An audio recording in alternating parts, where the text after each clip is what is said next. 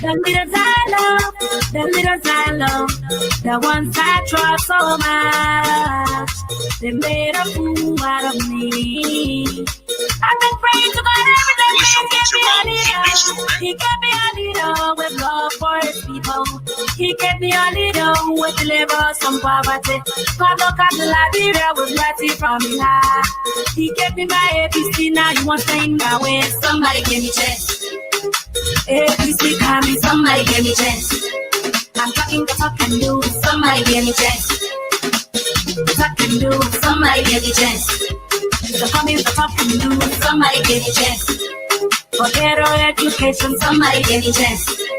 For good health system, somebody give me chance. For good infrastructure, somebody give me chance. Oh, somebody give me chance. Yeah. Way back, you are giving me corporate. Way back, you are giving me small money. And you tell me say you are coming to take the road. And you tell me say you are coming to take the school. And you tell me say corruption was going to finish. But how come when I was see you do nothing? I say how come everything too hard? I've been praying to God every day, please give me a leader. Please give me a leader with love for the people. Please give me a leader who will deliver from poverty. God look at the Liberia with mercy from me now. He gave me my ABC, now you want to stay my way. Please give me chance.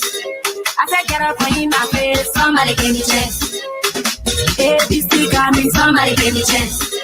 Alexander B coming, somebody give me chance. He coming with his partner, somebody give me chance. Solonte, Jeremiah Solonte, somebody give me chance. Solonte, Jeremiah Solonte, somebody give me chance. Chanegu, Lafiegu, somebody give me chance. Chanegu, Lafiegu, somebody give me chance.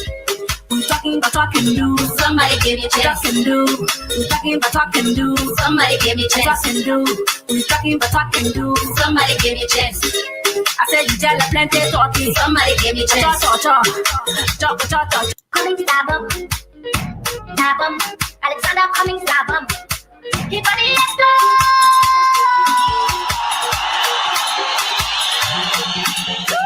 The leaders I love, the leaders I love, the ones I trust so much, they made a fool out of me.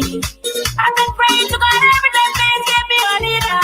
He gave me a leader with love for his people. He gave me a leader who will deliver us from poverty. God look at the Liberia with mercy from me high. He gave me my ABC, now you want to stay in my way. Somebody give me chance. ABC coming, somebody give me chance. I'm talking the talk and do, somebody give me chance. Talk and do, somebody give me chance. The coming the talk and do, somebody give me chance. For better education, somebody give me chance. For good health system, somebody give me chance. For good infrastructure, somebody give me chance. Oh, somebody give me chance. Yeah. Way back, you are giving me corporate. Way back, you are giving me small money. And you tell me say you are coming to take the road. And you tell me say you are coming to take the school. And you tell me say corruption was going to finish. But how come when I was see you do nothing? I say how come everything too hard? I've been praying to God every day, please give me a leader. Please give me a leader with love for the people. Please give me a leader who will deliver from poverty. God look at the Liberia with mercy from me high. He gave me my ABC, now you want to stay my way. Please give me chance. I said get up in my face, somebody give me chance. ABC coming, somebody give me chance. Alexander B coming, somebody give me chance. He coming with his partner, somebody give me chance. Solonte, Jeremiah Solonte, somebody give me chance. Solonte, Jeremiah Solonte, somebody give me chance. Chanegu, Lafiegu, somebody give me chance. Chanegu, Lafiegu, somebody give me chance.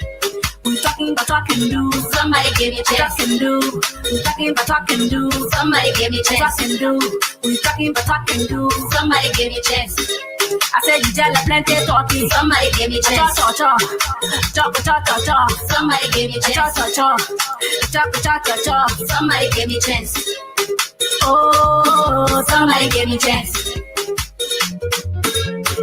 The little Zala, the one Zala for my. They made a fool out of me. I've been praying to God every day, please give me all. He gave me my ABC, now you want to stay my way. He gave me my ABC, then you want to stay my way. He gave me my breakthrough, now you want to stay my way. Enemies of progress, now you want to stay my way. Please give me chance. I'm talking but I can do. Please give me chance. Alexander B. Cummings, please give me chance. For good education, please give me chance. For good infrastructure, please give me chance. I say good health system, please give me chance. I want to say good morning, good evening, good afternoon, folks. Welcome to the People's Program, The Positive Show, on Ramah Christian Radio and Ramah Christian TV. My name is Jeroy Cummings, the agent of positive change. Welcome you to the People's Program, The Positive Show. This is the program that the wheelbarrow boys, the shoeshine boys, the taxi drivers, the bus drivers, the pen riders, the farmers, Liberians from all walks of life, government officials, political party leaders, the religious leaders themselves listen to it because it's designed exclusively to look at things from a more positive perspective. And so this morning we will be playing host to Mr. Wilfred Passawe. He's the chairman of ANC Global. The invitation is yours to go ahead and share the broadcast with your friends and family members. Somebody give me chance. Talk. Somebody give me chance. I'm talking but talking do. Somebody give me chance. Talk and do. There's a funny that talking do. Somebody give me chance. Talk and do. Correction that in his blood.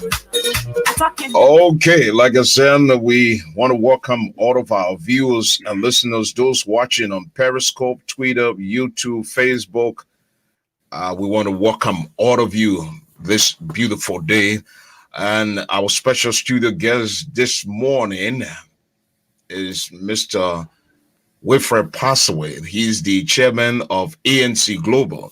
So this morning is all ANC. We're going to be talking ANC. We'll talk about the party. We'll talk about the prevailing situation in Liberia. We'll look at a lot of issues of national concern. Then we will open the lines to the public. On the People's Program, The Positive Show, with dialogue, not confrontation, issues, not personality. So if you will be participating on the program, when we open the lounge, you will have to respect our studio guests, and let's respect the views of others on this broadcast. Mr. Passawe, good morning to you, and welcome. Welcome to our broadcast.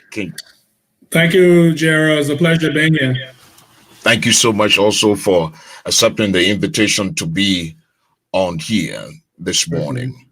So let's go straight into business. Let's talk about the ANC after 2017 elections. Can you give us a vivid picture on where are we now as it relates to the party, some of the things that the party is doing? Many people are concerned, even though there are some political hula baloos all over the place. But take us into the ANC. Where is the ANC now after the election? Is there a political party now that is in the briefcase? As we have seen over the years, political parties come and go. And after elections, they are only seen at their party headquarters, not in the counties or in places where their constituents or in the constituency where people can see them. Tell us a little bit after the election, where is the ANC? Thank you again, Jeroy. After 2017 election, the leadership of the party embarked upon an assessment. Of course, based on how we perform, we needed to understand what were the prevailing circumstances, how did we do what we did, and what are those things that we could learn from, what changes we needed to make going forward. ANC is a strong and vibrant and growing party. So we recognized that the best thing to do was to do that assessment, the post-mortem. So after that process, all the leaders, the participants in the election came together, and we assessed our performance and came up with a few recommendations. We identified a few constraints and challenges. There were many support groups throughout the world supporting ANC and Mr. Cummings. We realized that that environment was not an efficient manner in which to support the party and the political leader. There were multiple groups, Friends of Cummings, CFL, Cummings for Liberia, TCL, Teams Cummings Liberia, Friends of Solonten, ANC, USA at the time. And all of these groups had different focuses that did not align in many respects with the exact activities of the party at the time. So resources were not properly utilized, and we were not being efficient in the utilization of resources. Messaging was not finely tuned and tailored, and outreach and mobilization was not effectively executed. So, for example, you had one group supporting one county. Instead of that being part of a larger plan that the party sanctioned, we found ourselves in different places. So, in a nutshell, it was agreed that we needed to have one global support group. So many of these groups came in to form Global, ANC Global. Since we stood up ANC Global about 10 months ago in last June, we have been growing. This is specifically the organization that all came together to support the party. The party has been growing. ANC has been growing. Membership outreach is an ongoing exercise. There have been a convention. There were some adjustments to the regulations, the guide, and the party. We elected a new core of officers, and we have a political leader. And so after 2017, the lessons learned are being implemented. We realized that there were a lot of things we took for granted. We can't take for granted anymore. We're not going to wait, or we should never wait until the election year before we do outreach. And we cannot wait for the election year before we engage the citizenry and then try to seek to grow the party. So all of those things we are doing as we go forward. So yeah, that's the status of the party. We're excited where we are. We have our membership all over the world. And ANC Global has 7 different regions. We have Asia Pacific, Europe, and then the 4 geographic locations in the US, Midwest, South, East, and West, and Africa. So talking about growth, Mr. Chairman, when you talk about the growth, let's look at the counties.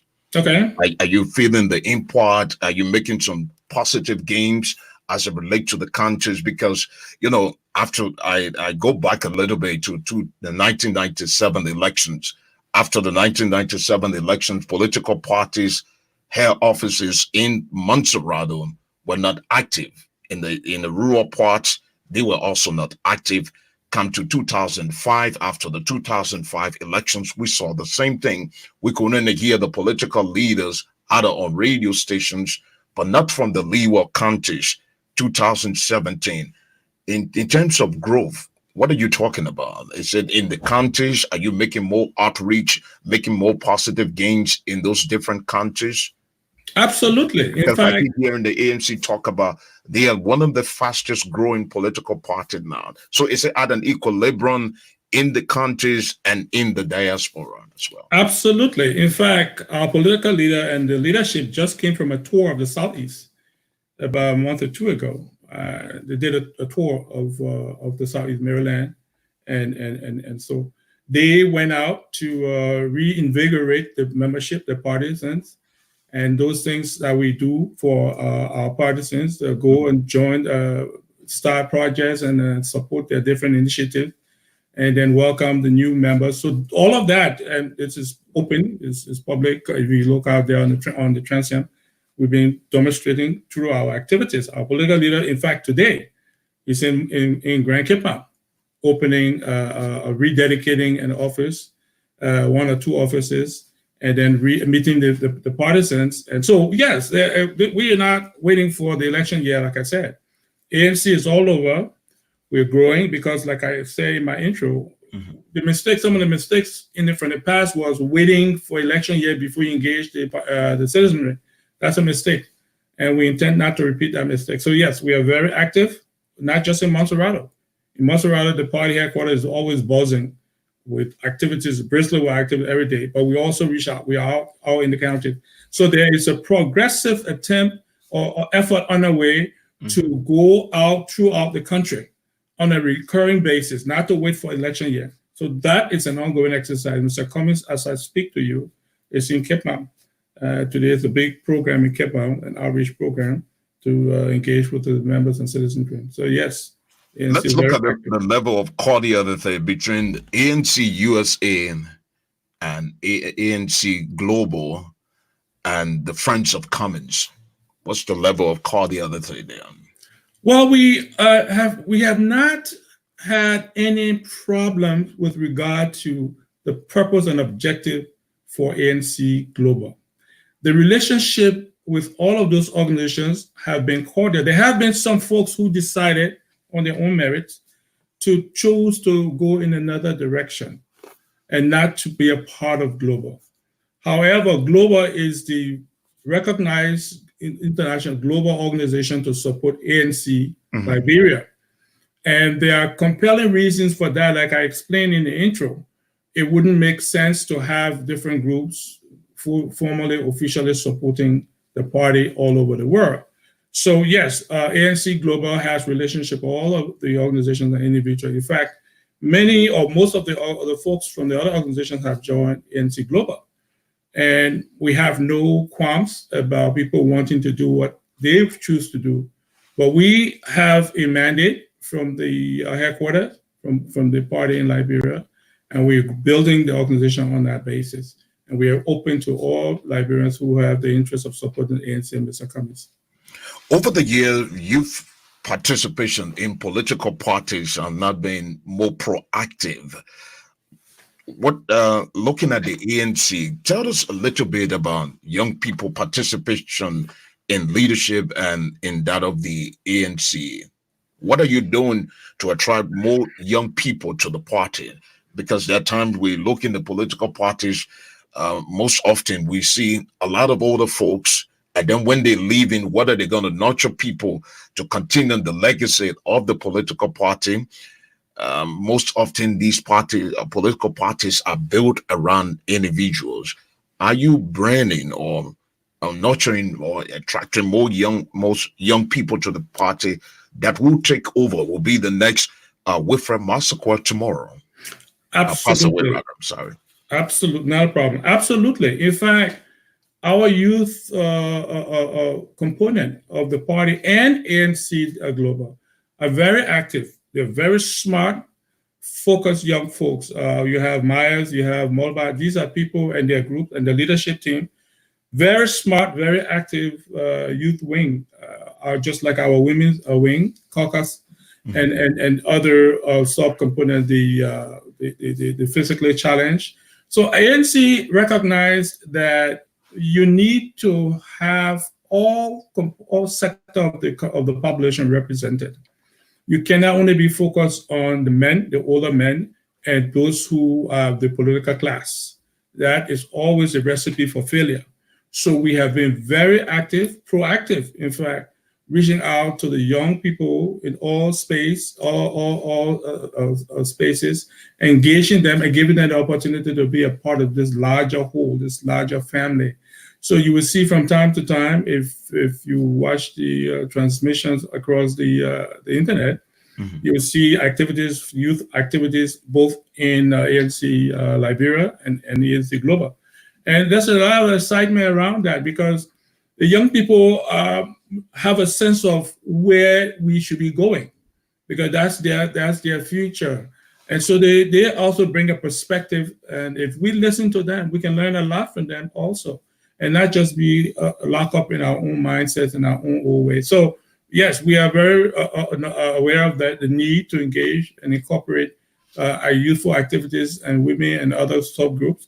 And we are doing that actively in the ANC. Another group of people that I'm concerned about that I kind of go back to sometimes to the historicity and look in the different political parties, people living with disability in Liberia. Most often, politicians do not reach out to them.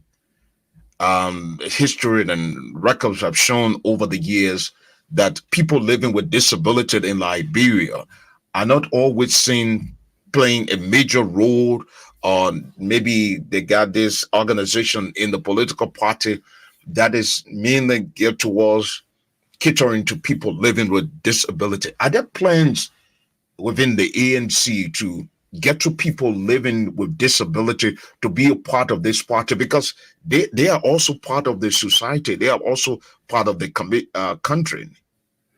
Absolutely, Jeroy. I mean, you couldn't have said it any better. We have failed in the past. Liberia has failed in the past in so many respects.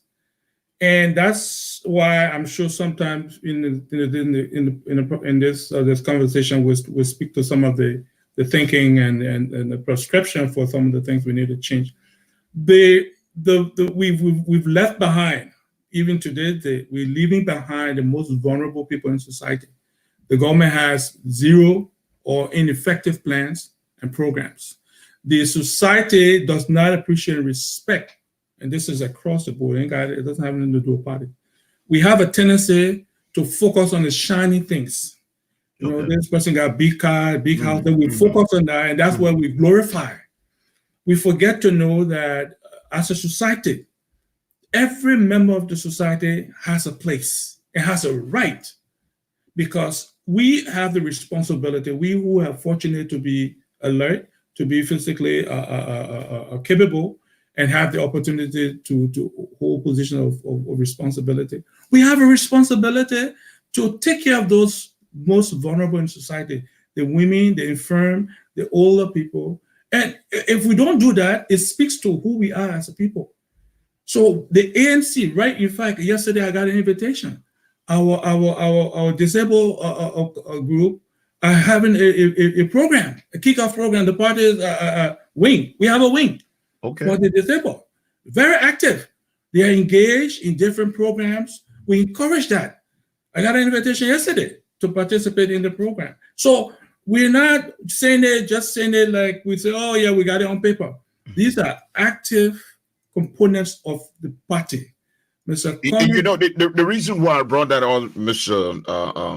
Passawe, coming up as a little boy, attending the Augustine F. King, a school that was not too far from where the people, the group of 77 have the offices. That place has been there since I was a little boy. They have not changed. We have not seen anything being done for people living with disability in our country. We see them in the streets. Some of the people I know, they were in the same wheelchairs for years. Born kids using the same wheelchairs. And we thought yesterday, 12 years ago, they were going to be actively engaged. 12 years before they just ended 12 years. We didn't see anything. That's what I'm asking this question, because the people of the group of 77 have been forgotten about for too long in our country, even in religious institutions. So that's what I'm asking you, since indeed the ANC, quote unquote, had innovative thinkers. So I was asking this question based on the fact that if these innovative thinkers are there, are they thinking in this direction too? Jeroy, sorry. Let me tell you something, and you're on point. Look, leadership makes the difference. Leadership. I'll use an example. Rwanda. Rwanda is about 1/4 the size of Liberia. They're landlocked. Okay, 1/4. They have almost 3.5 times the population of Liberia. And they had a more horrendous experience than we did 20-some years ago. Look today, it's just very basic. Look today at what they are doing and what they're thinking about doing. They have a massive long-term development program. the building new infrastructure, making sure everybody goes to school, making sure that nobody is left behind. They have a global university to train their physicians and their nurses. And what they have said, they will put the doctors where the patients are. That leadership, this is not, they didn't take it from the West, they didn't take a prescription from the World Bank, and then they listen to a PowerPoint, and then say, let's go try to do it. They sat down and thought about who they are and where they want the country to go.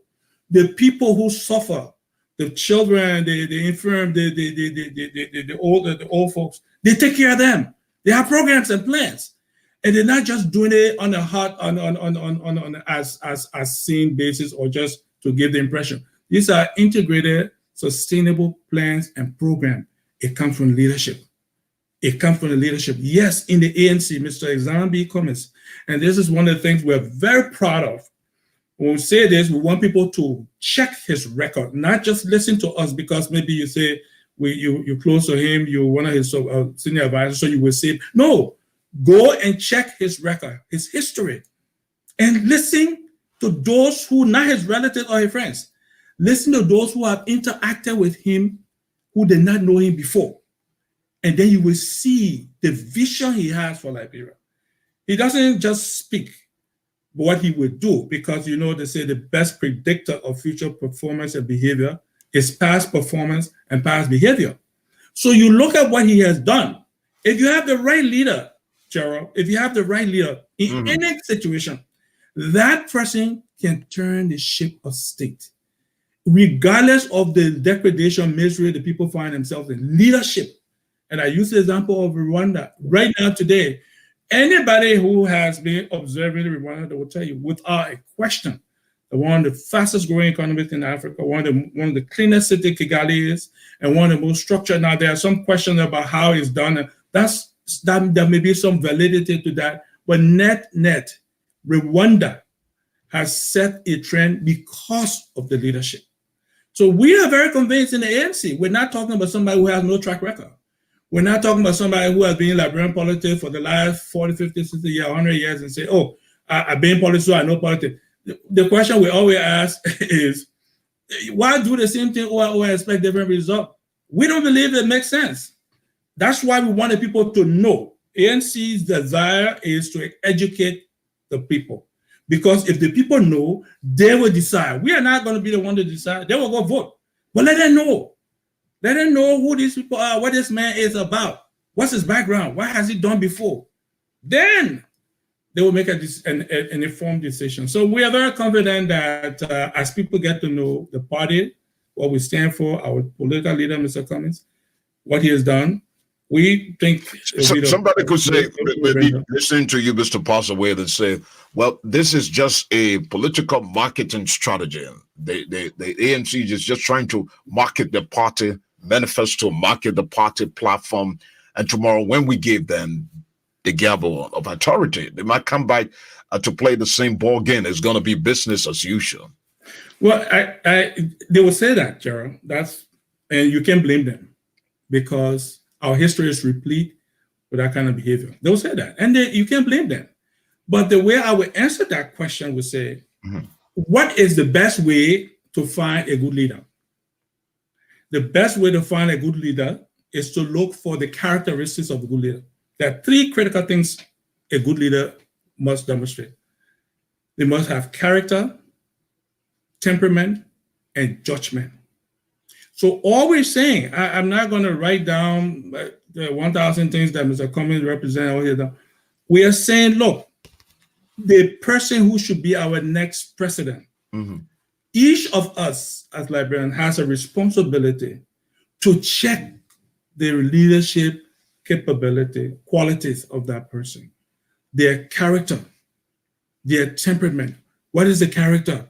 Is it somebody who has a history of being part of the war or being part of embezzlement, corruption? Is it somebody who has run away from his family or had children or and don't support his children? You got to ask those critical questions, that character. Then you go to temperament. What kind of person we want to be to be our president? What's the temperament?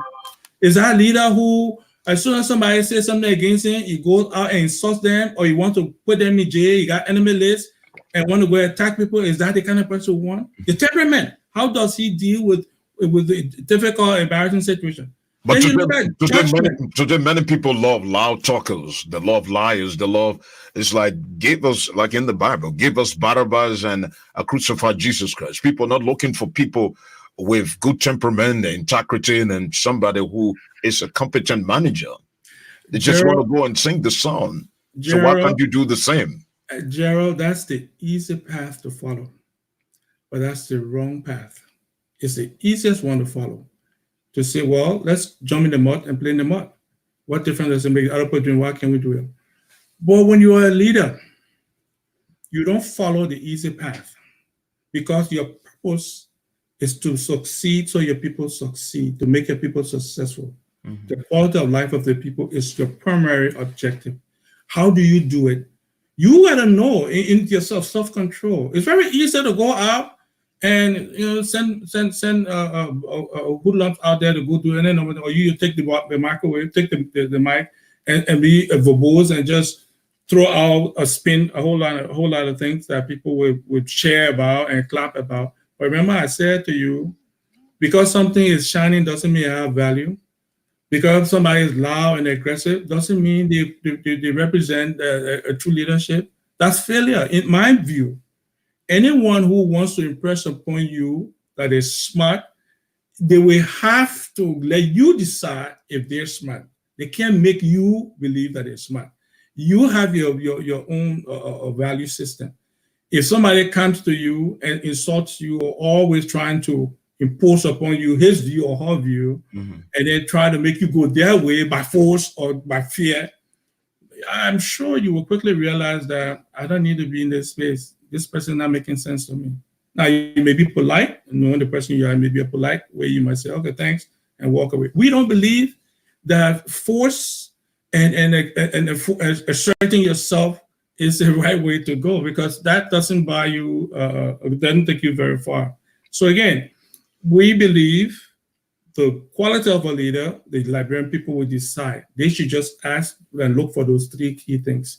They will make the decision. We're not going to tell them who is better than whom. That would be arrogance on our part. We want you to see what our political leader represents, his background, and then you comparing with everyone else, and then you make a call. You have the right. The people will have to make that call. Mr. Chairman, I want to know where you stand on this, and what is the ANC thinking about this? By constitutional provision, the lawmakers are direct and critical link of the people. Okay, and too often we see political parties' attention is just focused on the presidency instead of having those innovative lawmakers who will be there to either represent their constituency or their constituents or the people and enact laws for them. Is the ANC thinking in the direction of producing credible lawmakers and representatives who will either not only represent the party, but also represent the constituents or constituency they're coming from for the betterment of Liberia? Is the ANC thinking about something like that? Because you got the 2020 coming, 2020 May 10th senatorial elections coming, and a few years from now, we'll be going to 2023 general and presidential elections in our country. Absolutely. One of the things, again, you hear this as a current refrain from me. One of the things we approach, we come to politics with a desire to make Liberia a better place, to make a difference. We take a holistic approach. It wouldn't be helpful to just win the presidency and not have strong legislature to help buttress our democracy. Our democracy has not been faring well, it's been faltering. Take the case of Kabina Jane, the Justice Kabina Jane. The people changed around, even though there was a strong voice against it because it was not properly done, the impeachment wasn't properly done. Mm-hmm. When the lawmakers came together, quickly rush it through, and then it was done. Then they go back to as if nothing ever happened. That's a failure of democracy, in my view, because you cannot have a situation where our history has been like this from day one. The legislature, the presidency is a very powerful position, and it's the most impactful position in the country. But if you have strong legislatures, you have strong representatives of the people, you can force the executive mansion in a certain direction where there will be balance. There will be balance because the executive mansion wouldn't just throw something to you because they know they can buy their way through. They will have to have negotiation and then find out at the end of the day you have meeting of the minds somewhere in the middle. That's standard. But if the president knows that he can just railroad you, it will be helpful. It will be nice for the president to say, "Oh, I get everything I want." But a good leader doesn't want an easy path because he wants to benefit himself. He wants to build institutions so that it benefits the country. So yes, we are focused on all the positions, all the races, not just the presidency, and we will field candidates. We will vet them transparently, and we'll field candidates for the upcoming senatorial races. So yes, the ANC is holistic. We take a holistic view and approach to our politics. Well, folks, if you just joining us, it's a reminder that you are in tune to the People's Program, The Positive Show on Ramah Christian Radio and Ramah Christian TV. We're also live on Twitter, Periscope, YouTube, and Facebook. And so that as you join us, the invitation is also yours to go ahead and share the broadcast. I know many people want to weigh in. You want to ask your questions, but give our discussion some time. We got to ready feed the ANC and know what the ANC is all about. Those other issues and major concern you have, we will open the launch. But yeah, we say this is our golden rule. We dialogue, not confrontation. We respect our discussion. And so we will also do the same to our callers. Those calling in today, we don't want you to go to the historicity or anything. Just go to your question, and you have just a minute to put your question through before going to all the different narratives. The one person that is entitled to give narrative here will be our special studio guest. Here is another issue that I want to ask you on, and that has to do with what Thomas Jefferson once said. He said, "I know no ultimate power of the society, but rather the people themselves." In terms of empowerment, in terms of making the people from your constituency or the people of Liberia, because the ANC is not just for a group of people, but for Liberians as a whole. And Thomas Jefferson said, "I know of no ultimate power of the society, but rather the people themselves." How do we make our people? How do we empower our people? What are some of the programs? What are some of the things that the ANC has been doing to, kind of empower the Liberians, to make them to understand that, look, we need your vote, but you are the managers. You're going to hire our services, but we need you. You have the authority to do so 2023 or 2020. That's a good question, Jeroy. And I will use some examples to make the point, to clarify or make our point how we're approaching this. We very clearly know that the people are not stupid. The Liberian people are not stupid. If you don't rig the election, the Liberian people will put in the right people. One, let's start with that. Mm-hmm. The second thing is, the way we approach it is to ask people to get to know the representative, to know the background of the people who come to you for your vote. And we say this with the highest degree of respect for all the people who want to run for position. But we also want people to be prepared that the best way to get the best candidate is to make sure they are properly vetted, transparently vetted, put them through a process that everybody sees, that let them come out as the best or preferred candidate. And this goes to how you identify your candidate.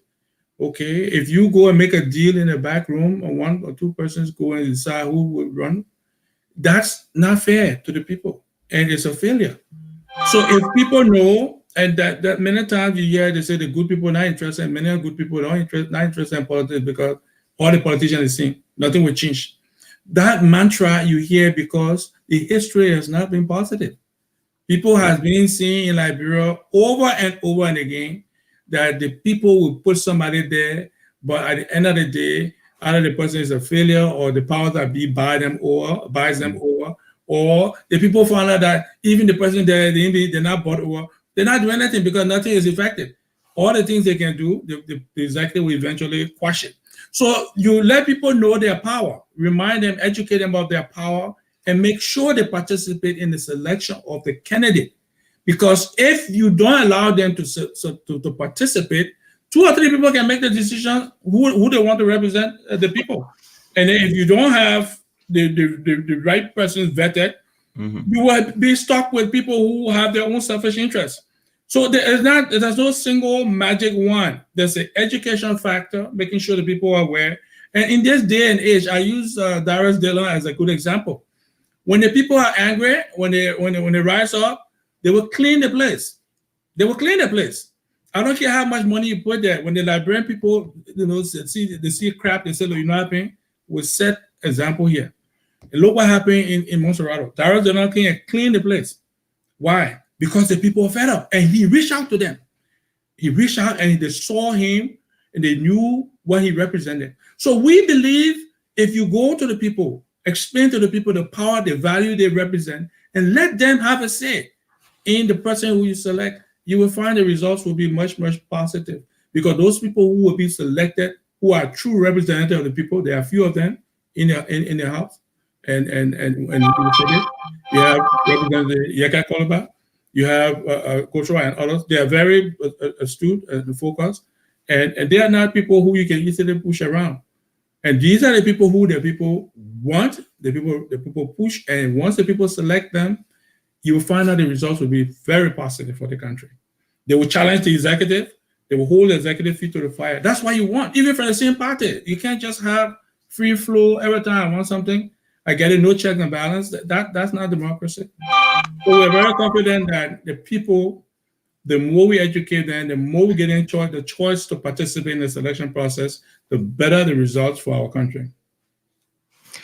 Okay, let's take a short musical break. And when we come back, folks, get ready. And we got more questions, and we still have some questions coming in from different parts of the world. But we ask that you keep your question to just 1 minute.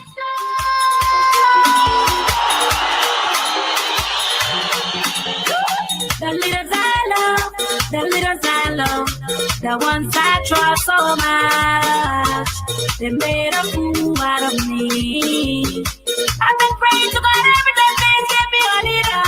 He gave me a leader with love for his people. He gave me a leader who would deliver us from poverty. God look at the Liberia with mercy from me now. He gave me my ABC, now he wants to in my way. Somebody give me chance. ABC coming, somebody give me chance.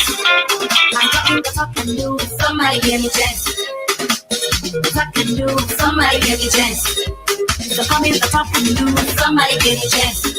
Okay, welcome back. I'm listening to this song. I'm just laughing. Is he is Mr. Cummings a talk and do? Absolutely. Absolutely. I was listening to the song earlier on. I said, well, let's see some of the things in Liberia. And listening to the song, and it took my mind back to one national orator said once. He said, Liberians are good at making a lot of good political music, and they're good at clapping, but implementation is somehow the problem that we find and face in our country. So is he a talk and do presidential candidate that people can look up to before we go into the actual noise that is all over the place? Jeroy, I tell you, as I said before, I believe in giving people the opportunity to verify, to check and verify. Mr. Cummings has an open book of his life and the things he has done. In the last few years, before the elections, before even we talk about wanting to go into politics, he was very instrumental in bringing support to Liberia during Ebola when he was with Coca-Cola. You got the Cummings Academy of Science and Tech STEM School, the scholarships he is giving, hundreds of scholarships around the country. He will not speak about these things. You will never hear Mr. Cummings telling you what he has done. So we have decided since a couple of years ago to start documenting these things. Okay. So people can see it's not because of politics, because he started long before politics, long before the things he done. And the other thing we always remind people is that, yes, you want to make sure somebody is benevolent and they are thoughtful and give me a space to improve my life by helping me here and there. But that cannot be the determinant of how we select our leader. Because think about it, though. If the guys and the men and women in the Senate and House, if we are saying we will only vote for somebody who gave us something, then you shouldn't be surprised if they take government money and try to divide it with the people. It's not helping society. It may help a few people in a few of the constituents, but it's not helping the country because, first of all, most likely the amount they collect wouldn't be something they receive above board. It won't be appropriately collected and then properly spent. So we will show, and then they're all around us, the things he has done, the things he continues to do.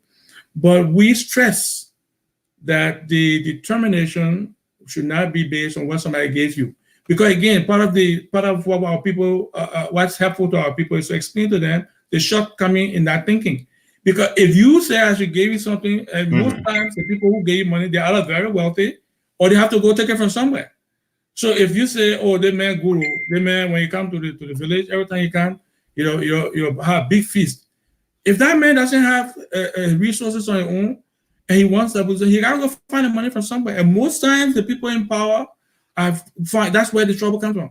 They find that instead of putting their hand into the people's money, instead of building the project, they take and build up the cost for the project and take money out to go give it to promote their political agenda.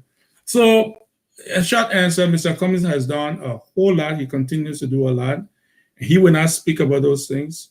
We will, and we continue to do that. We have a long list of things he has done, and he continues to do. So he is very benevolent. He's been very active, helping Liberians since long before, over 2 decades. He's been helping Liberians. And those who he helped, there will be always those who will tell you how their lives are taking a different direction because of Mr. Cummings' help. Now, let's go into something that is in the electronic media and the print media all over the world now. Quite recently, the political leader of the ALP had a press conference. And in that press conference, like many years back, Liberians heard a word called concomitant. And everywhere you pass, people talk about concomitant. Then we heard corruption. It's systemic. But whether people was explaining it in giving a vivid picture in its totality, what were they alluding to? With our country and with the level of information dissemination that people usually have problem when people explain things, they don't go down to the ordinary people to make them to understand. The people themselves then take one portion of that information, the negative aspect of it, and run with it. Quite recently, we heard about the VSP, the VPS rather. I want you to give us a broader picture and clear understanding what this voter perception survey is all about, that now introduce a new political hula baloo all over the place. I may be an ordinary man just listening to you, want to know what's this thing about the voter perception survey? Why is it not ending up to conflict, counterclaim, and accusation? Why is it then portraying a more negative picture rather than a positive one for the CPP? Thank you, Jeroy. Let me first put this out there. The issue of voter perception survey. Maybe the word, we should not have used that word. We should have said poll. Because when you say poll, let take the poll, let run the poll. I think maybe everybody will be clear about Oakland, because that's something that's done every day all over the world. What the voter perception survey is saying to people, let's test. It's a survey, and the survey scientifically executed is the next best thing to actual voting. That is not a new idea. It's not new. In fact, in Liberia, they do survey every day in Liberia. Just about 2 weeks ago, the National Democratic Institute of the U.S. did a survey. People do survey, you see, different organizations, even private companies do survey to test the market for the acceptance of their product. And even the telecom company, they do survey before they put out a new rate or put out a new plan. Sometimes they want to give it a few people and get a feedback. So you test it to see the acceptance. The voter perception survey will take a survey designed to represent the people who are voters in Liberia all over the country. And then we'll ask them questions. Who do you think is the best person to go as the political leader? All of those results or answers will be put together, and then you will see how they stack up. That's not rocket science, very simple. That survey, that poll, you go take the poll. When you do that, any methodologist will tell you, or scientist will tell you, the survey, well executed, is a very true representation of the population. If properly structured and executed, it has a high degree, or depending on the way the variables that you manage to get to the results, you can then use it to guide your decision. Remember now, Jeroy, we're not saying that will be the basis for you deciding. The issue of this thing started, the Unity Party said, initially the Unity Party said, let's do consensus. Then the ANC said, okay, we're doing consensus. If the consensus doesn't work, because consensus, as agreed, should be that all the four leaders have unanimity in their decision. There'll be no dissension. So that means if nobody disagreed, then the result from the four will carry the day. If one person doesn't agree, then we say, okay, before we go to then let's do the survey. Then I think it was Liberty Party that said, okay, no, let's do the primary. We said, that's fair. Yeah, but let's do the survey, because what we want to do, the survey will tell us who, it doesn't have to be just a full leader. It can be other people who we think are good candidates to represent the coalition. The collaboration. Let's do a survey, see how these people stack up. Because the people who will vote, they're not us, they're Liberian people. And let's see how the people see these people, how they accept them. Because if you do it that way, you remove the decision making from a small group, and you give people more idea. They're not deciding who the candidate will be, but they're giving you the information of how these people are accepted by the population. So if you and myself are delegates to the primary, and I see a result that say, Jeroy, 80% of the people prefer Jeroy, and only 15% of people prefer Wilfred. It's simple. The purpose of the CPP is to win election. That's the only purpose, Jeroy. The only reason why the CPP was formed is to win election. So if we want to win election, it makes sense for us to know who the strongest candidate we're carrying. So let me put it in a simple, maybe in a Liberian parlance now. So it ain't so fun like this now. Then why is it creating problem now? Because Yapaglo now himself will say, the thing that Mr. Wilfred talking about, Passawe talking about, it ain't too fun like this. Now why are we making palaver now? They got the ordinary wheelbarrow boy.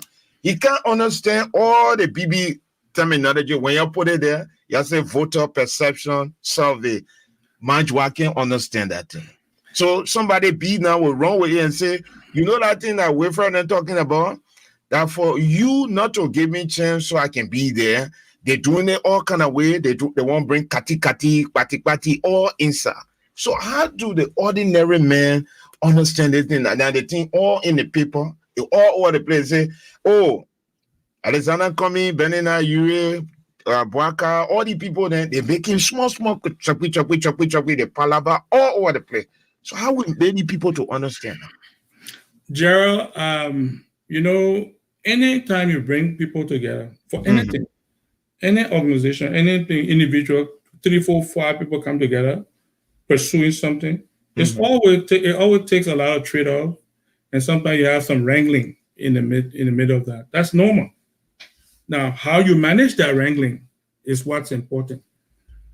Everybody who has raised questions about the voter perception survey understands what the VPS is. Everybody who has taken to the airway or come out, they know it's simple.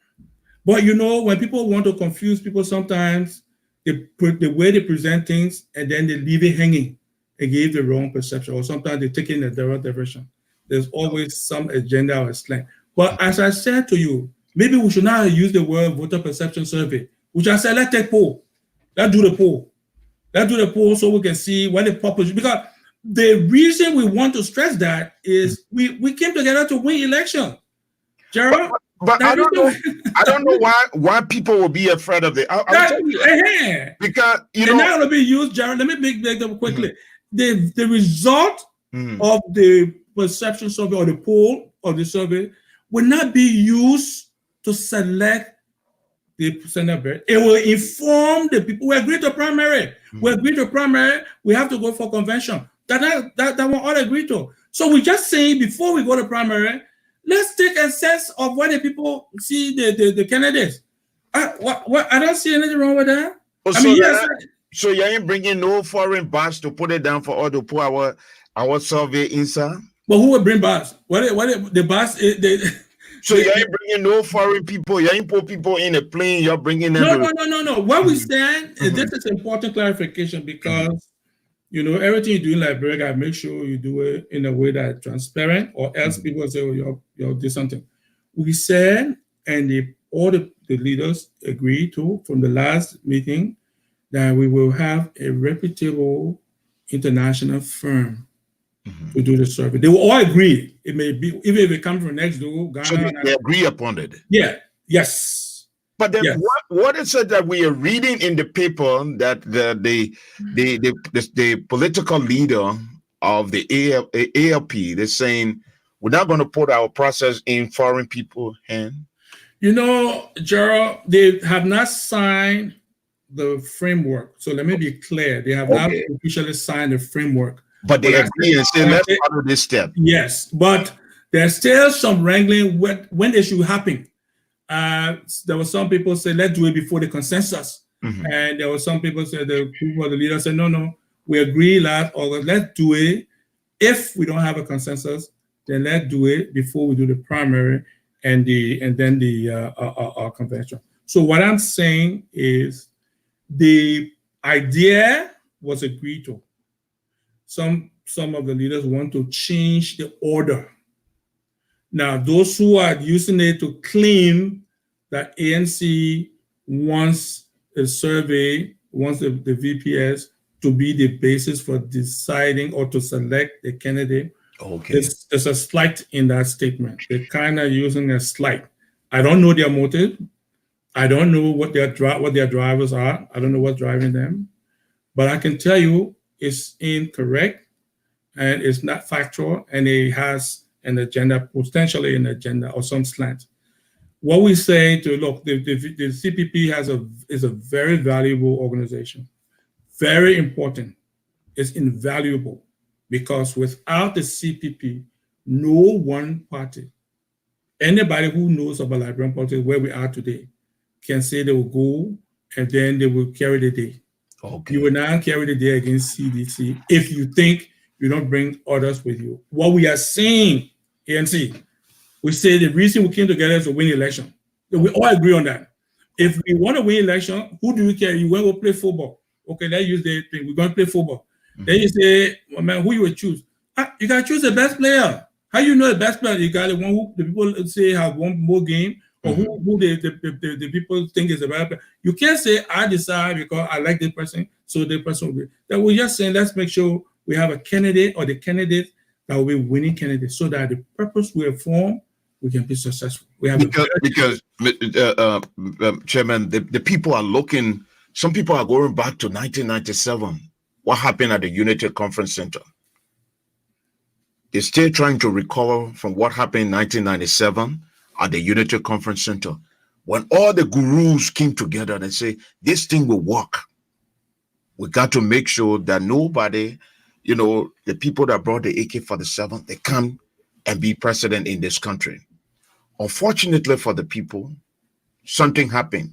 And everybody was shifting blame and say, PRO5. Charles Taylor sent a vehicle with a license plate, PRO5, that brought huge sum of money. Now we're hearing a new thing that the people stay in committee room, they're still deliberating on this issue. Then there are a series of press conferences, there are counterclaim, accusation all over the place. Now, do you think this, with this new wave of confusion and misinterpretation, misunderstanding, is it going to help the electorate, or is it gaining more ground for the incumbent to either win a landslide again, and then we wait for another 6 years? That will be 12 years. You won't be young, I won't be young, like 12 years from now. That's true, Gerard. Let me put it to you this way. The CPP is strong. It's been tested as it should be.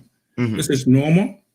Maybe the part of it that's not normal is that when they have deliberations, some of the leaders send out information to their surrogates right while they are in the discussion. Okay, they send out information to the surrogates to go out on the ether and then try to take go and say a whole lot of things. We think that cooler heads will prevail. The leaders are good people. The leaders are smart people. The leaders of the CPP, they are all very accomplished professional people. In their minds, I have no doubt that they know what's at stake and they know the path to get there. I think sometimes we as human beings, we have our own indulgences. We get involved in things, we say things or do things that, sometimes not to the better interest of our peers. But I haven't said that. There was a statement the party issued yesterday press conference. We believe that the leadership of the CPP will come together and recognizing the enormity of the circumstances, and they will quickly correct course. You see, Gerald, if you set the pace at the top, your supporters and surrogates will follow. That's why we always use our political leader as an example. He sets the pace at the top. He, the chairman, they are not given to extended extreme outburst. They are very thoughtful people. So the people who work within their inner circle, their lieutenants, they have to then take the cues. Now, some of the supporters from both sides, from all sides, they are very passionate. So I may be calm, I may be calibrating, I may be thoughtful, and even if something is not right, I would say in a way that I think it's okay. Others may say a different thing, and may take different action. I may not improve that, but you have hundreds of thousands of supporters all over the world. There's no way you can stop or control each one of them. The only thing we can do as leaders, we set the example. When you set the example, it's harder for the people who follow you to go. There will be some strayers. There will be some who will stray and go in different direction. But at the most people will say, well, this is a reasonable, logical path. And that's the path they would take. So, we in the ANC, we believe the CPP is a very good organization. That's why we're there. Our political leaders have good believe in it, and it's a good thing. And we'll do everything we can to make it successful. We will just make sure we make our position clear, because our position is not unreasonable. Let's start with that. It's consistent with the purpose for which the CPP was formed. The CPP was formed to win elections. And to win elections, you must put forward the best candidate. That's universal. And something to end this piece of the conversation, when people make reference to the last election, and this is a fallacy you hear a lot from some people in Liberia, nowhere in the world you say, oh, the last election, you see, we won all these counties, so we can go back and win. That's a fallacy.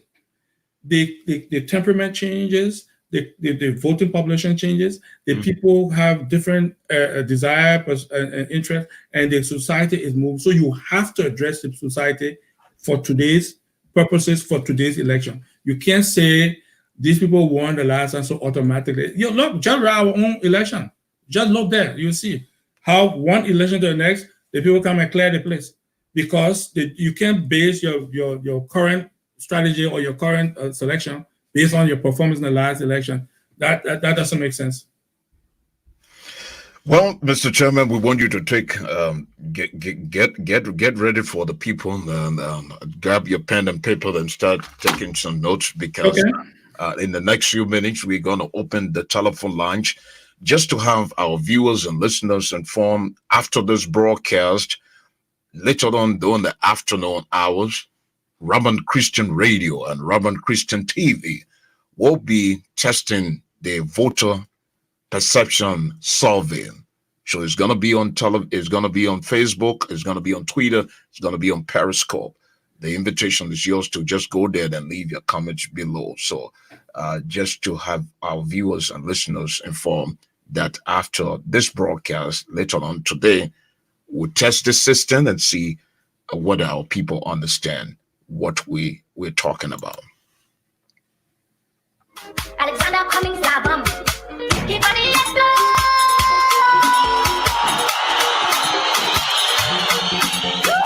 The leaders I love, the ones I trust so much, they made a fool out of me. I've been praying to God every day, please give me a leader. He gave me a leader with love for his people. And so if you just joining us, we want to say good afternoon, good morning, good evening, good night, good day to you. And welcome to the People's Program, The Positive Show, on Ramah Christian Radio and Ramah Christian TV. Our special studio guest this morning is no other than Mr. Wilfred Passawe. He's the chairman of ANC Global, and today is all ANC. So, folks, we are now taking your calls. The number is on the screen. We want you to put your calls through. Like we said, no long narrative. Just go to the question. The chairman is here. He's going to respond to your questions. You can give us a call. The number to call is 720-513-7343. That's the number right there. It's on the screen. We want to hear from you. The chairman will want to hear from you. I want to believe that members of the executive committee of the ANC Global and ANC Liberia are also in tune. So we want to hear from Liberians. The chairman have given us a vivid picture of things as it relate to the ANC and other issues. So let's go to the line to take our first caller. Hello.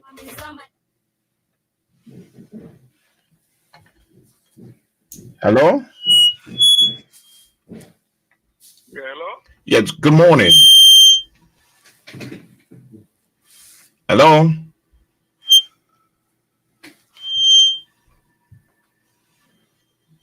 Let me see why I'm not hearing. Hello?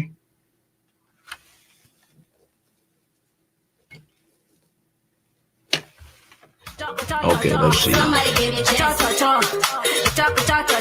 Somebody give me a chance. Oh, somebody give me a chance. Caller, can you hear us?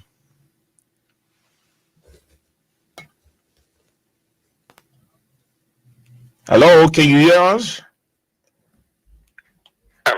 Are you hearing me? Okay, we are hearing you. Good morning. Good morning. My name is Asumana Thomas from Baltimore. Okay, Mr. Thomas, welcome to the program. What's your concern? What's your question? My question is on the onset, Mr. Cummings said the only position he wants is presidency. I want to ask the chairman what his position right now. Is it only the presidency that he wants, nothing else but the presidency? Well, this is a fair question. And the way I will respond is what I think will be what you expect from anybody who has a desire to run for any position. Mr. Cummings has always said that his interest is to impact the development of Liberia. And the most impactful position to do that is the presidency. I don't think it's unreasonable because the people who choose the position they want to compete to contest for, they decide the position and why they want to go after that position. So when sometimes people think, oh well, he should settle for this, he should settle for that. It's a personal decision, and anybody who runs for office makes a decision what office they want to run for. So yes, that's the position he wants to pursue, and he wants to have the greatest impact for Liberia. That's the position he intends to pursue. Hello? Hello? Yeah, hello. Yeah, hello. Okay, yep. Welcome. Yeah, thank you very much. Mr. Cummings, how you doing? I'm okay. The voice sound like Mr. Williams, Prince Williams. Oh yeah. This is Prince. This is Prince Williams, calling from Tennessee. Okay. Let's hear from you. Chairman Passawe, how you doing? Fine, Mr. Wilson. How you doing? Well, thank you for coming into the studio today and joining us and Sure. trying to give some little clarity to the confusions that are taking place in circulating. Thanks Well, for actually- allowing yourself, availing yourself. Certainly. My question here, Chairman Passawe, is that as we are going through this tense movement in the effort to collaborate as a political party, I know that what is the plan for the ANC in terms of galvanizing and putting together the necessary talents that will be able to contest within the 2020 senatorial election, to be able to make sure that they have a voice in the House of Senate, so that they can hold the president currently accountable for some of the things that are out of context with the democracy that we all are hoping for in our country. I know one of the best things of any organization is talent acquisition. Does the ANC have the necessary resource to acquire the necessary talents? And are those talents already been shortlisted?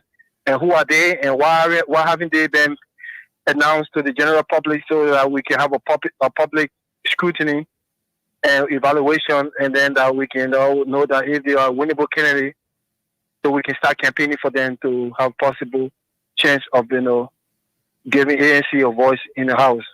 Thank you very much. I stand by and. Okay, thank you, Mr. Williams. Thank you, Prince. Very good question. Yes, the ANC has a committee set up to start the vetting process. Now, part of our vetting process includes assessment of the candidates, going to the community where they are from and taking some kind of poll or some assessment of who these people are. Based on that, they will then vet them. So the ANC has a committee set up. I'm aware of that. I don't know where they are in the process of the standing up or recalling potential candidates. Well, yes. The other thing is the CPP has not put up a final framework. Like I said, have not approved the framework. There is ongoing discussion about how they will address the candidacy from the different political parties. But again, I will repeat what I said earlier and in the past. regardless of the party or the political party, regardless of which political party, any party that is going to be presenting a candidate for the people to vote for must present a credible candidate that has been vetted in a transparent manner. Because when I say vetted in a transparent manner, it must be something that any normal person, average person can see. Yes, these 5 or 6 people, they were looked at. This person is a better candidate because of X, Y, Z. We know they went and checked, they talked to the people, they got a better feel. This is the best candidate. If we don't do that, we in the CPP, if we don't vet our candidates, regardless of who we are or whether they are incumbent or not, if the incumbent is not vetted, if we try to force down on the Liberian people, it will be a terrible mistake that the CPP will be making. It will be a terrible mistake because we are coming to this to win, and we represent it to the people that we hear them. We believe we bring the best candidate for the people to present the people for the people to vote for. If all we do is go in the background, we gotta have the party. We gotta even ANC. If all we do is go in the background for 2-3 people to cross some deal and then bring candidates for, it'll be a terrible mistake. And the Liberian people will reward us. We will pay the price for that. So that's something that I think I will say over and again. And I don't say it to any particular party. I say it to all the parties, all the participants in the CPP. So yes, the CPP ANC does have a process, and the process will be executed transparently, and then proper vetting will be executed. Okay, let's take one more caller. The caller on your area code, the last phone number is 0352. Are you there? 0352. Yes, sir, I'm here. My name is Sekou Kenneth, calling from Phoenix, Arizona. Okay, welcome, Sekou. I want to say good morning to you, my friend, Mr. Jeroy Cummings. And I want to also say good morning to the studio guest. I do have a comment and a question. I don't know if I'm allowed to make a comment. Okay, just go ahead, Sekou. Go ahead. All right, thank you. First, I just want to clarify something. There are a lot of misconceptions out there as to what Mr. Cummings' position is if it comes to running for what position. First of all, this is a disclaimer. I'm not a member of ANC or any political party, but based on the fact that we know, I've heard from time and again Mr. Cummings saying, and I was also read somewhere in the position statement, that he is ready to support anybody who will emerge as candidate for the CPP. I think that should be enough. I mean, it doesn't matter what position one decide to aspire for. Mm-hmm. If the man want to be president only and still support other people who wants to be president, I see no problem with that.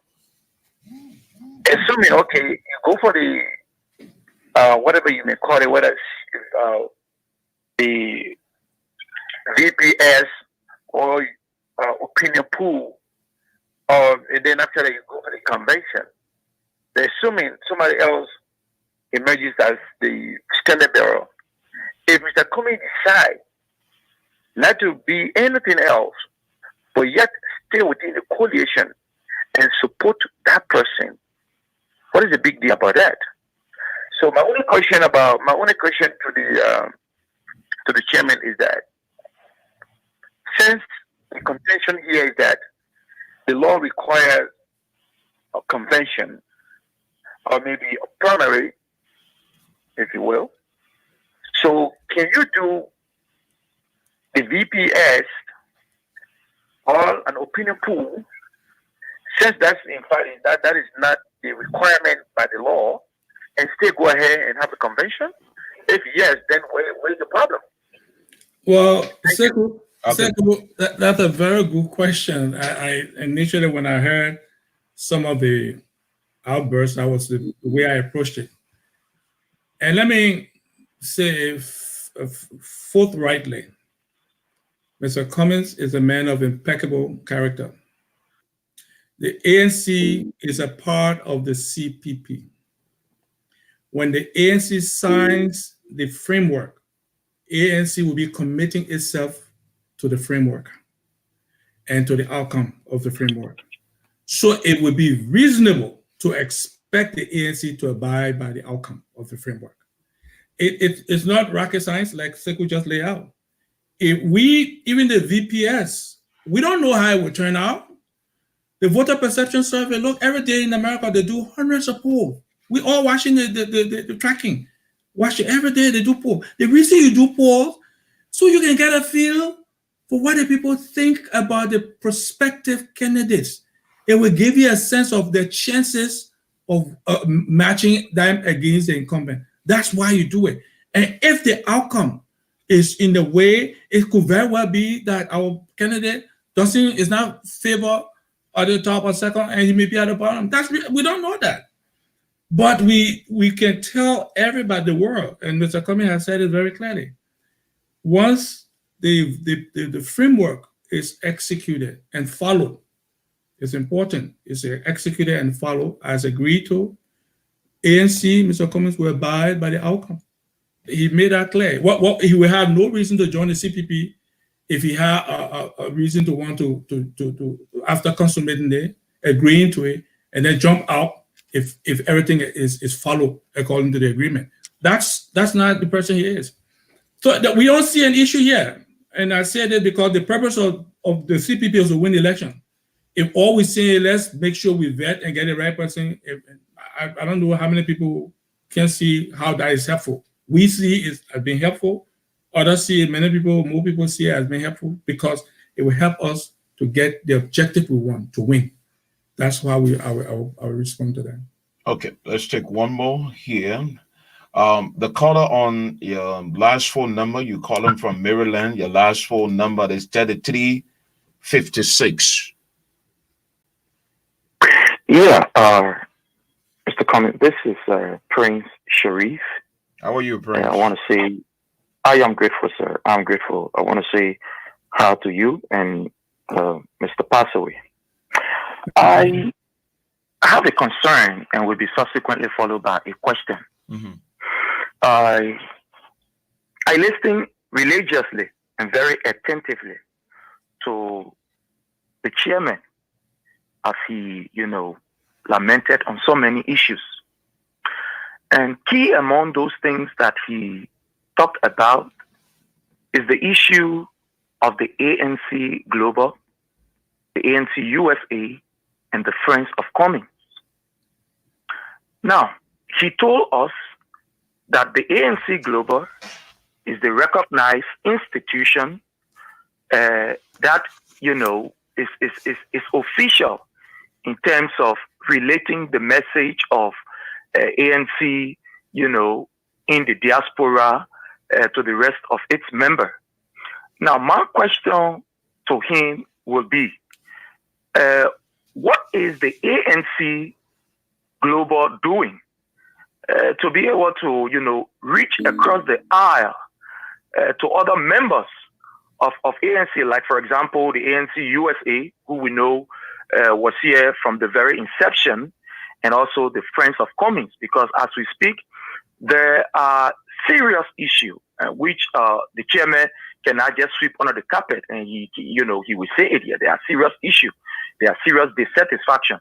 I am not a member of ANC, but what is the ANC Global doing? Because other people have felt left out from the entire process that brought, him on board. He can attest to that. We were part of that particular.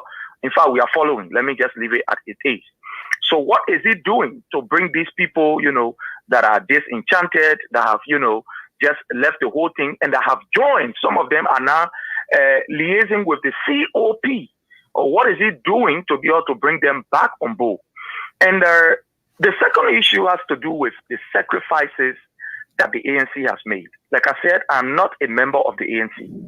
But because I am, a student of politics, and I'm also following the political, atmosphere in Liberia, I want to say this, and I want this to be on record. Mr. Alexander Cummings and the ANC have made so many sacrifices in order to please members of the CPP. And I'm going to give you this example. We saw it during the just ended by-elections that was held in Liberia. Mr. Alexander Cummings' ANC was part of the CPP. We saw all of the candidates that was been featured by the opposition, especially those in the CPP. They were all featured by either the LP, that is the Liberty Party, or the UP, or the ALP. Mm-hmm. But unfortunately, Mr. Cummings continued to swallow, whatever bitter pills in order for individual, I will say this word again, I'm stressing it out, in order for individual within the CPP to be satisfied. At no point in time did we see the CPP going for a convention to put forth a candidate. And I believe it is because Mr. Alexander Cummings, as an individual, decided to swallow those bitter pills. The most recent one is the one in Grand Cape County with Taylor, where the ANC is today affected. And we saw the youth league of the ANC, broke away, and in fact, as we speak to you, there is a serious problem where the ANC stabbed in the back her own candidate in persons of in persons of Taylor, because I believe that the ANC or Mr. Alexander Cummings again wanted to satisfy the ego of other people within the CPP and not necessarily the body as an institution. But here it is that we are seeing that members of the ANC Prince, I want you to hurry and go to the question that other people are ahead of you. Sir. Mm-hmm. Here we are seeing that members of the ANC are not putting forth this logical argument, but rather they are again trying to bow down to the whim and the caprices of individuals within the COP or the CPP that will dictate to Mr. Alexander Cummings. Now, my question is, what is the ANC Global stance when it comes to the issue of what Mr. Cummings said a few years ago, that as for him, he will only be the candidate, and you can only work as the candidate and not as any seconded, but only be the head of the ticket of the collaborating political party. The video I just posted it. I want you to please address that issue. Thank you. Okay, thank you so much, Mr. Chairman. Okay, Prince, there are three things he said. The last, when you talk about ANC USA and ANC Global, you talk about why ANC is always accommodating. And the last one about what Mr. Cummings' position about only seeking the presidency. ANC USA and ANC Global, I wouldn't spend a lot of time, but I will explain this quickly. I am the founding chairman of ANC USA. I was the chairman from the inception. And I was chairman for 3 years and 9 months, and I resigned and left the space for about a couple of years. I supported Mr. Cummings. I continued supporting, but I didn't have any role in any organization except being a member of ANC and being a senior advisor to Mr. Cummings. After the elections, I think I explained that. We saw the need to bring all the support groups together after we did a post-mortem. And that post-mortem was driven by the desire to create an efficient, effective, single umbrella organization with all the groups involved. Some people chose to come in. Many of them have joined. Many people have joined, most of them. Some people chose not to. ANC Global or ANC cannot force anybody who doesn't want to participate. We are open. We have been very open from day one. I personally, along with other leaders, maybe this is important to clarify what Prince questioned. The sacrifices I made are all up there in the public. Many other leaders made sacrifices too. So it's not that we just decide to ignore the sacrifices of those members and then decide to exclude them. That's not correct. If anybody tells you otherwise, I will be very glad to disprove that. So ANC Global is open.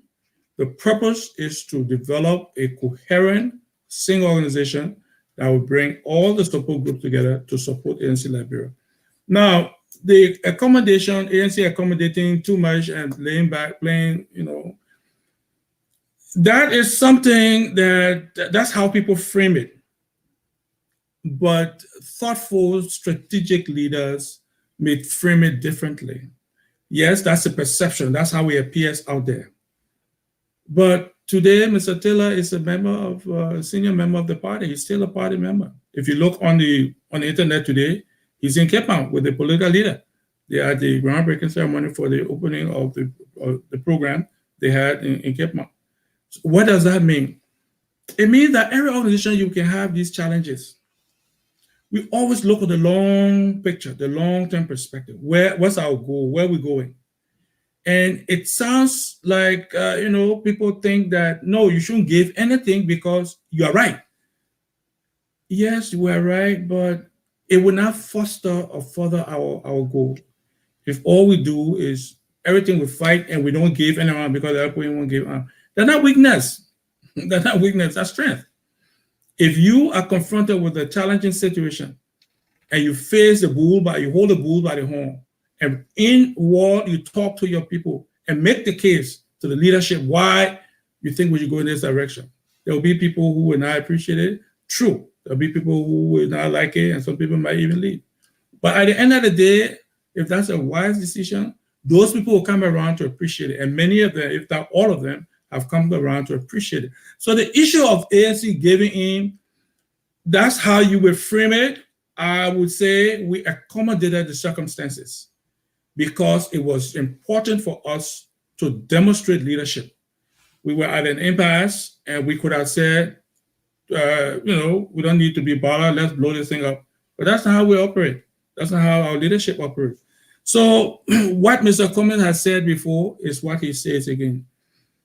He's a part, ANC has formed a part of the CPP. The CPP will have approved framework and a mandate, an agreement. You can be sure that Mr. Cummings will abide and the ANC will abide by the outcome of that framework if it is followed. And I put that if it is followed there because, like every agreement, you expect all the parties to follow and execute it as per the agreement. There will be no question if the results, we don't know how the results will come out, but we will respect the signing of the agreement. We will honor the agreement if the provisions are followed as agreed to. If the positions are not followed, what are the alternatives? I don't know, but I cannot say to you, if somebody say, let's have an agreement, and if they don't follow the agreement, then you say, but you still have to stick to it. I don't know. I don't think that will be the case because I think everybody knows that we can't make a commitment. The leaders are good, brilliant people. They are not coming to this thing because they just want to spend time. I think it's very reasonable to expect that they all would know that it would not be in their best interest not to follow what they have agreed to. So that's why they have these technical working groups. They have worked to put together an agreement that all the leaders will agree with. Once they sign that, we will stick to the terms and conditions of the framework. We will not deviate from that. And we will not expect any of the other political leaders or parties to deviate from that. You can be sure the ANC, Mr. Cummings, will abide by the outcome under those circumstances. That is this consistency and the following of the agreement. So that was almost like a moot point, but it's a good point because people need to hear us say that. We're not, the issue of what position I want to run for, I may choose to be a senator, even though that would be the last thing I want to do because my wife would not allow me to go into politics in that respect. But I don't think anybody should say, well, if you can't be a senator, you should be represented. No, what if that's not what I want to do? Then I would rather not run. I would just stay away from it. So again, I hope I answered your question, Prince. Okay, let's take two callers here, Mr. Chairman. I want you to take cue from here. Okay. We have a lot of people on the Sure. line, so we can hold in for long. Okay. Let's take the caller from Maryland. I think he called Elliot on, so just hold on a little bit. Let's go to Jaja. Jaja, are you there? Hello. Yes. Good morning, sir. Good morning. Yes, good morning. So I just wanted to make a quick statement because I was following the chairman's been in process, and thanks for clearing the doubt. And I like his calmness. He seems to be focused and focusing on substance. I appreciate the information, but I wanted to chime in because I listened to the questions from Prince Sharif, and I wanted people to understand. Yes, Prince Sharif says that he's not a member of the ANC. That is true. In fact, Prince Sharif is a member of the Congress for Democratic Change, actually one of those people who are on the propaganda arm of the Congress for Democratic Change. What I wanted to make was a quick statement. Let's not forget that the reason why we are trying to form a collaboration or this coalition of political parties is to make sure we're protecting the interests of the Liberian people, because the individual that Prince Sharif supports have actually created one of the worst economic issues in the Republic of Liberia. As I speak to you today, there has been a serious commotion at the Congress headquarters, wherein the party chairman, Moba Molu, was attacked by members of the party thing. So they have a huge division. This was the same chairman of the party who released audio expressing his disagreement with the current president. There's widespread corruption. The Ramah International Airport now is not the center of focus because of contracts that was given to a company that does not exist and does not even have a website. So I'm glad that Prince Sharif understands there are some sort of decency outside of his government, and he's waiting to get clarity in terms of what we're doing. But I wanted the audience to understand that this man supports a president, the president who is the main reason why we're here today. So thank you so much, and I'll go ahead and step away. Okay, thank you. All right, let me go to New York to bring this caller from area code 6633. Your last number is 6633. You caller from New York. Good morning, good afternoon. This is Albert Slaw from New York. Albert, good afternoon. Good morning to you. Good morning, Brother Jeroy. Oh, I don't really have a question. I just wanted to like a piece of an advice. Oh, you see it in France. Before Emmanuel Macron became president, his cabinet was already established. What the ANC is doing in Liberia is way ahead of Liberia time. The ANC or political organization, from my observation, is professional. It's 21st century kind of a campaign. But Liberians are not on that level. If ANC or the CPP wants to be successful, my advice is put the 4 leaders in the room, share the position right there, come out and go to election. But if you do all this voter perception, conference, and all that, at the end of the day, we know these things in Liberia. Boyka always wanted to be president. He said he was a race car that was parked for 12 years. Benina Ure has ran for the presidency on so many occasions. Yomblin Kanga Lawrence, by reason of what this guy that just passed away, the former leader of that party, Councilor Bronsky, is not stepping up. So if Ure or Cummings, Burka, and Yomblin Kanga Lawrence can get in the room and say, listen, you will be president, you will be vice president. The other 2 positions, let's figure out what you want, and then we will give you first pick on cabinet. That would be a smooth sail. But all this professionalism that is going around, it's just going to confuse the process. Nobody can be judged by themselves. So I hope you guys, it's good to be professional. Your framework is decent, but all I'm saying is it's not fit for Liberia at this stage right now. Yeah, when you come to the diaspora Liberian, by reason of our exposure to Western politics, of course we understand. So you will win election on Facebook, trust me. But when you get on the ground in Liberia, it's a different story. So I just wanted to say that. Okay, thank you, Alba. Thank you so much. Let me bring let me come here. Okay, let me refresh right here. Then bring in this call. Mr. Chairman, are you there? I'm right here. Grab a cup of coffee and get ready. This ship is sailing. And I'm trying to see the callers. I'm lost in people. Yeah, call me. Jeroy. Good morning. Okay, I'm hearing you guys. Hold on 1 minute. I'm just trying to make sure that I can bring it here. Okay, let me take one female, then I bring all the callers here. So I see a lot of gentlemen. Let's go to Sis Yasindi. Hello. Good morning. I'm here. Good morning, Brother Jeroy. Thank you so much for Good morning. Hold on 1 minute, Sis. Yeah. Okay. People just coming in. I want you to mute the volume of your receiver, please, or your cell phone, your iPod.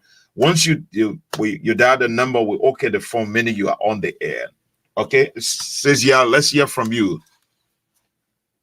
So I'm gonna make a comment per se. I need to highlight a few things so we understand that there's a need to take a lot more calls. While we're here, and we have at least 100 plus people watching, hopefully all of us can share this video so, people can ask what is going on, what is ANC doing, because we pick it back on that. Before Mr. Cummings, I am one of the original founder of Cummings for Liberia, and there are few of us on here, and I'm still here. Mr. Passawe is the first chairman of the USAID ANC. Okay. We petitioned Mr. Cummings after his work. We working with him in the Liberian community in Georgia. Yes, he was an active participant of his community in Georgia. In fact, he was the chair of the advisory board.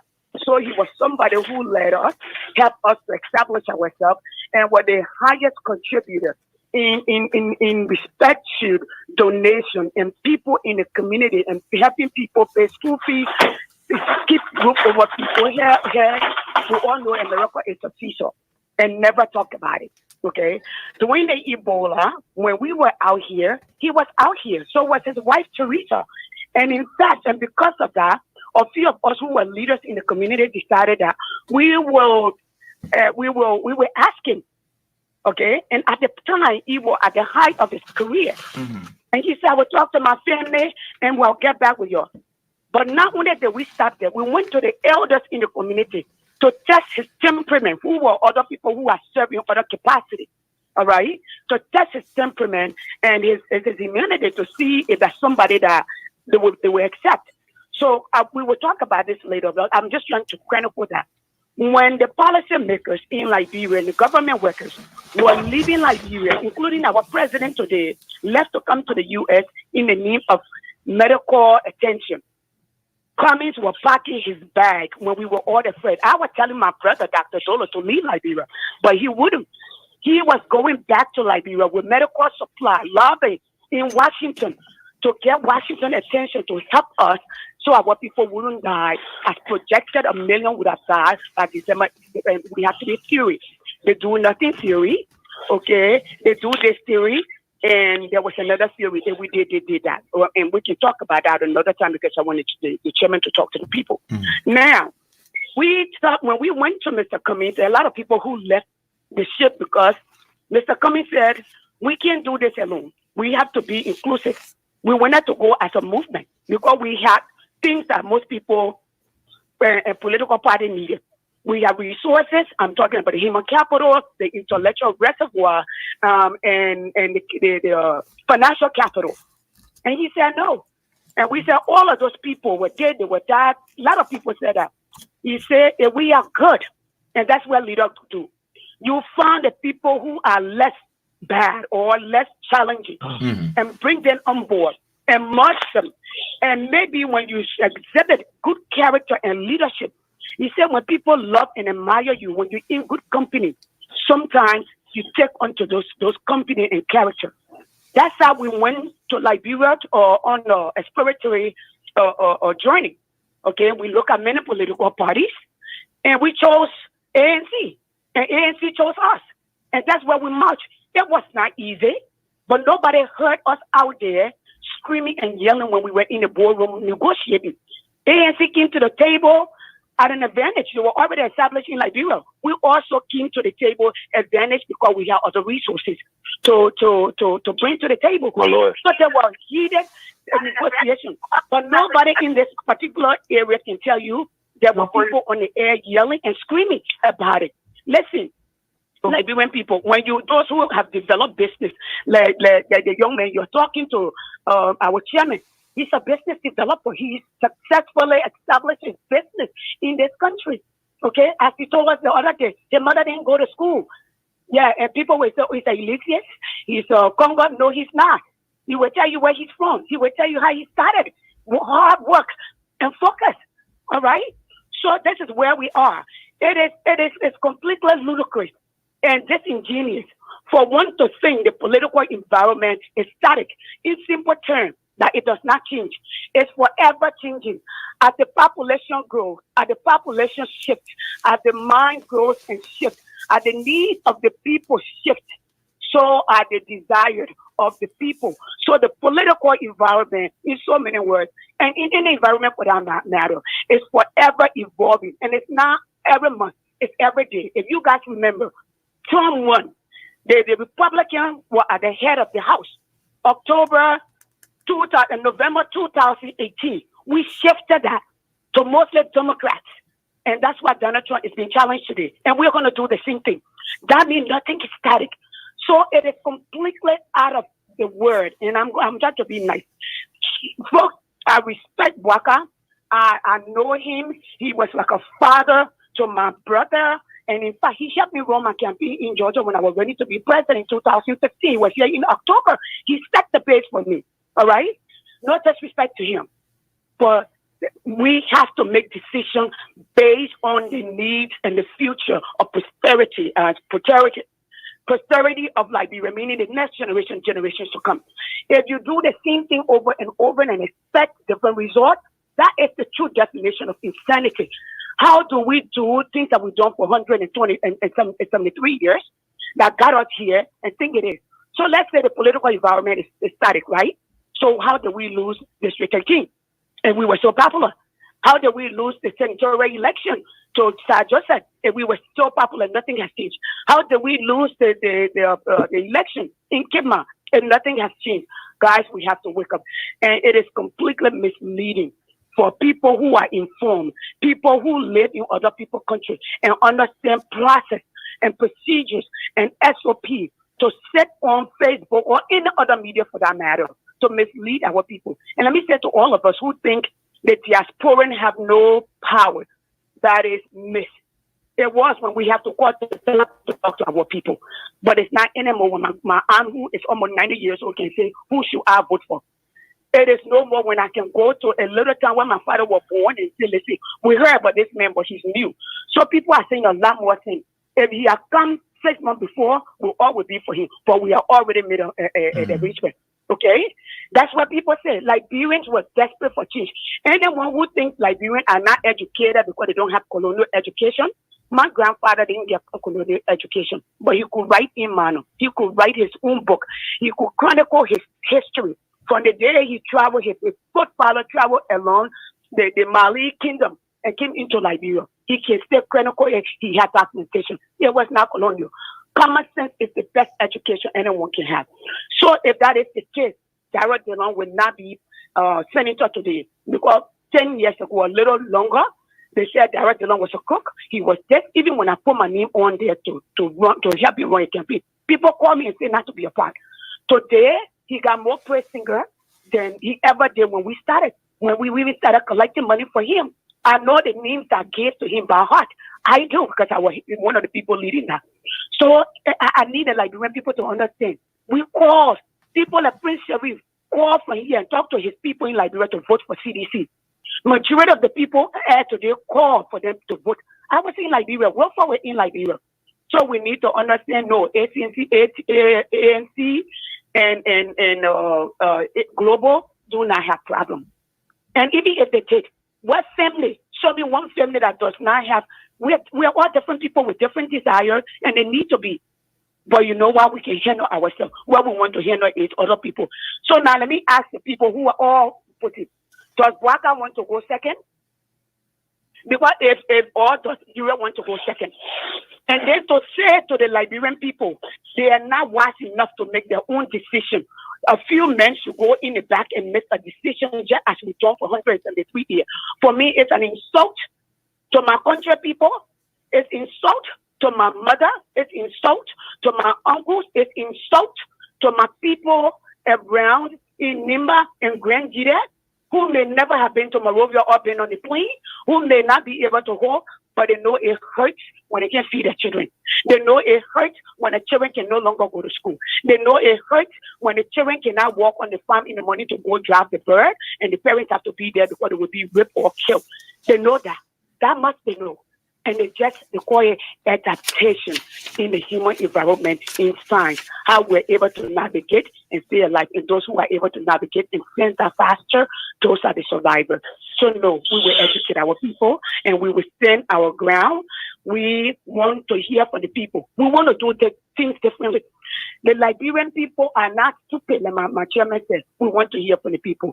And those who want to know the beginning of Mr. Cummings, Mr. Cummings are always giving, and we always told him to talk, but he's not that person. Mr. Cummings will tell you, if I show you kindness, you want to talk about it, that's you. I will respect that, but I will not talk about it because he respect him. He believes in the respect of human dignity and individual dignity. That's the kind of person he is. As we speak, he's in Grand County. When the UNE Referral Hospital in Lofa County were going down, the people have not, the healthcare workers have not gotten paid for months. The place was shutting down with no medication. Who went there to go help? Who gave them money? Just yesterday, he was in Nima to add an extension or annex to the Nima College. So children who people cannot afford to leave the country to go to technical school, the Ghana and Kenya, they can stay right there and go to school. All Liberians can go there. He didn't put it in his name. He could have built a school himself, and it can be his. But he gave it to the Liberian people. He believed in the power to empower others, not hand out. Empowered, teach the men how to fish. This is where we are. I'm going to start because it's the chairman there, just to bring a light to where we are as an organization. And guys, let me say this: hate me, love me. I chose Mr. Cummings. He did not choose me. And I'm still here, and I stand with him. There was a few of us who recognized that. And ANC recognized that too and agree with us. And that's how we came together. And they called that merger, to look at all the good things and even look at the bad things and look at those good things and bring it together to build something solid and tangible for the future of Liberia. Thank you for having me. I have absolutely no question. Okay, thank you so much. Thank you. I'll come back to you, Mr. Chairman. Hold on. Let's interact with the public a little bit. I'm going to come back to you because I'm getting text message. Mr. Cummings, just allow us to make some comments before our questions. So I want you to be interactive. So I'm going to give you the chance. Let's go to the caller from 0321. Hello. Yeah, hello, Mr. Cummings. This is John Mawolo. And full disclosure, I am a member of the ANC and ANC Global, to be exact. I'm checking the ID card. I can't find your ID card. Exactly. You will not find it. That's confidential. Okay, go ahead. All right. Thank you, Mr. Chairman, for ably representing the ANC and ANC Global. Mr. Cummings, just to address a couple of things and to speak to Liberian people directly, if I may. Go ahead. Let me deal with this issue first. Just don't take long. People always saying why Mr. Cummings say he can only be president. He only wants to be president. Well, Mr. Cummings has made it clear a million times. In Liberia as it is, you cannot effect change in Liberia unless you are the top. Otherwise, you just become a puppet, like we all know it is. Oh, what did the president do there? What did the president do there? What did the president do that? Because every power in Liberia right now is in the presidency. Now, this man go in the Senate. What are you going to do? Get disgraced? Because when he vote no, the rest of the people take money and vote yes. This man has built his reputation over years. He has, his record, you can Google it. and he must come join a group of people who would take bribes to do things against their people. I would say the same thing. If I wanted to run in Liberia, the same people who asking why he only want to be president, why he can't be vice president. If you want him to be vice president, why he can't be president? So this thing is not. It is completely illogical. When people say it, you know there are people who not thinking. Because if you want a man to be vice president or senator, then what's wrong with him being president? You know, you're looking for the best thing for Liberia, or you're looking for just something. Haven't we suffered enough with all kind of, incapable people? And you got a man who is very capable, and you don't want him just because it will satisfy you. I think we need to be more serious than that. If we're serious about our country, we should be looking for the best person. Just like when the Operation Smart people come, we don't know the doctors there, but we know they're good at what they do, so we run there. When the IMF send people, we don't know who the people are, but we know they must be good in economics and accounting and whatever they send them for. So we allow them all our books. We open all our books to them. Now, when we're looking for president, we should look for somebody who has the competence internationally, nationally, who has the clout, who has the recognition, and who has the means to stand up and speak on our behalf and go out there and hustle the goods that we need, like jobs, like hospitals, like schools, like all those things, to bring in, to make us capable of building our own. Because where we are, we can't do it on our own. And so if we're looking for the best for Liberia, let's look for the best person to offer it. And so it comes down to the VPS or the polls, as my chairman want to call it. If we believe in democracy, then let's follow the tenets of democracy. What's the single common denominator in democracy? People. The people. A government of the people, for the people, and by the people. We say, let the people tell us who they prefer. Looking at their resume, let them say who they prefer. And when we know this person, then we'll go to convention. We'll go to a primary. But everybody will be aware. Liberian people already told us this is what they want. So if we vote otherwise, we're responsible. If we vote what they want and they don't vote for the person, they're responsible. But at least we will be doing the will of the people. So there is nothing that could be less democratic than that. So anybody who is against it is against democracy. You know, if we love our country, let's do things right. We can't keep on doing things the wrong way and want to get the best result. We will always get the same result. The other guy just called and said, well, Liberian people are not there yet. Well, when will they get there if we keep on doing the same old way? Well, somebody has to step up the game. And this is what we're trying to do. Now, unlike Prince Sherry, who come and cannot identify himself for who he is, call your name. Tell people who you are. Don't be afraid. We know who you are. So you can't, I'm not ANC. Everybody knows you're not ANC. You can't be ANC with that kind of thinking, you know. But identify yourself. Be proud of who you are. Be proud of your government. Don't be ashamed. Don't hide yourself. You know, and so we just want to say to our people, let's look for the best with our children and grandchildren in mind. Our generation has already been compromised. Let's start making it better for our children. They got a whole lot of Liberians. Their parents didn't go to school, but their parents, they all they could to send them to school. And their children don't have their story. Yes, they might have had a story. Oh, I had to suffer. I had to sleep under the bridge. I had to sleep in that zinc house. Their children living in air condition. They're traveling all around the world because somebody gave them an opportunity that they didn't have. All we're trying to do, get the best person in the chair so that the children to come, the generations to come, will be better equipped more qualified, and more able to take this country to higher heights, like the former president used to say. And I thank you. Thank and you. Mr. Chairman, I think you did an excellent job. Thank you, John. Thank you, Mr. Mawulu. Let me check one more here, and then we hear from the chairman. The numbers just increasing. Okay, let's go to the caller on 33. I talked to 3356. Hold on. 2211. Your last phone number is 2211. You are in Sioux Falls, South Dakota. Yeah. I'm Alexander Ningland. I'm Sioux Falls. Okay. Yeah.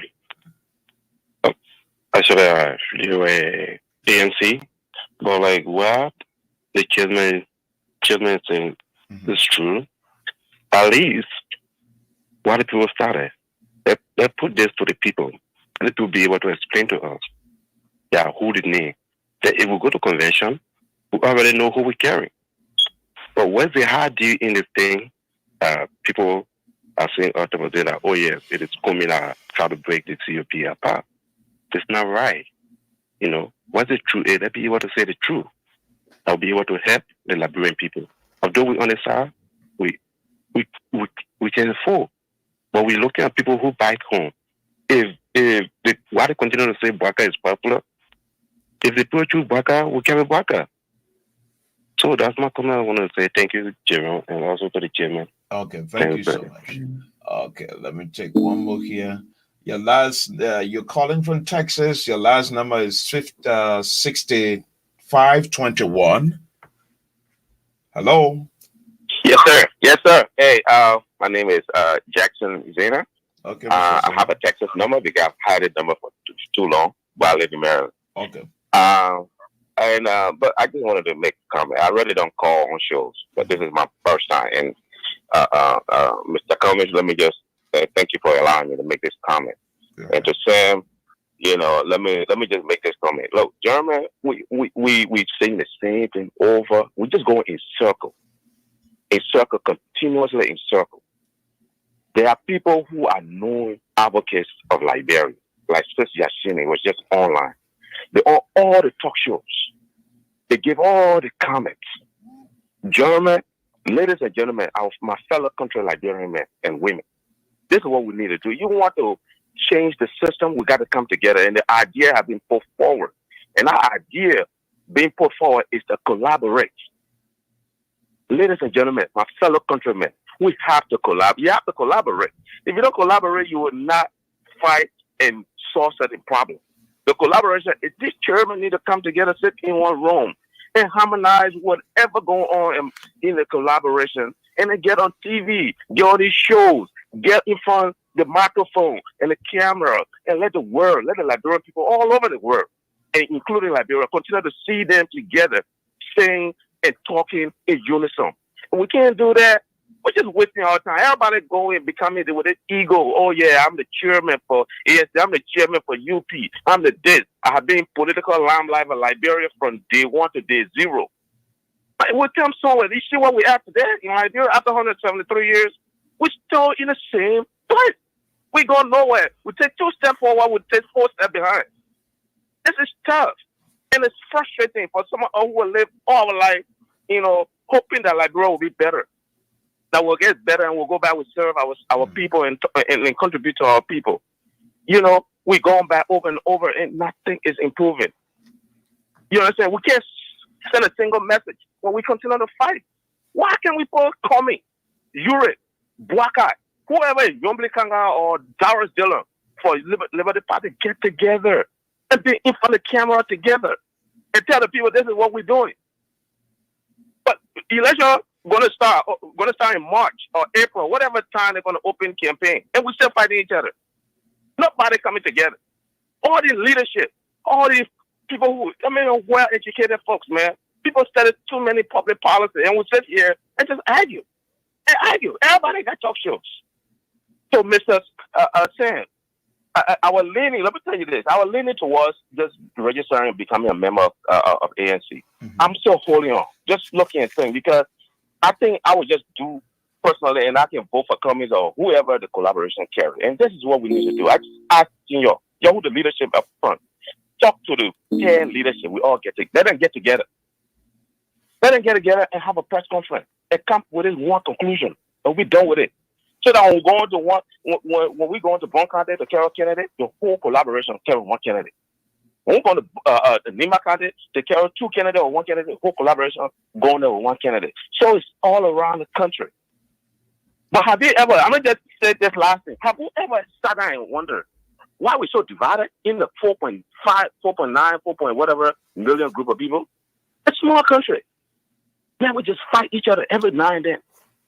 Man, I'm tired with this stuff. We got to please collaborate to move the country forward. And ANC and the rest of the CPP are already doing. They got the idea, but nobody's sitting down to discuss. And they just fighting each other. I think we need to stop that. All right, so that's my comment. To Sam, the global chairman, man, I respect you. You know, Passawe, Passawe, I respect you. And the Cummings, look, thank you for the show. Thank you for allowing me. This is my first time for the 55 years I've been in America to talk on the talk show. I love that. And please I'm encouraging you, encouraging all the leadership. Let's get in one room, put the chairmen together and the leadership together for this political party. Let them get in front of the camera and the microphone and let us know that they're in unison so we can support it. Because we in the diaspora, we're willing to support. I'm telling you, we're willing to support. There are people who are willing to ready support. And I'm one of them. Okay. Thank you so much. Let's check our final one here. The caller on 5143. Good morning. 51. Good morning. Yeah. Hello? Yeah. Yeah. My name is George Colley. Yes. We did VPS. Hello? You hear me? I'm hearing you, Mr. Colley. Okay. With the VPS situation, you know, old people always say that two clever people can do their business. The CPP, the other parties within CPP rejecting the VPS. I think they got a point to themselves, and ANC want to bring in the VPS rather to try to bring in transparency from the ANC perspective. So I think they got to just sit down and come to a point. Because this is a collaborating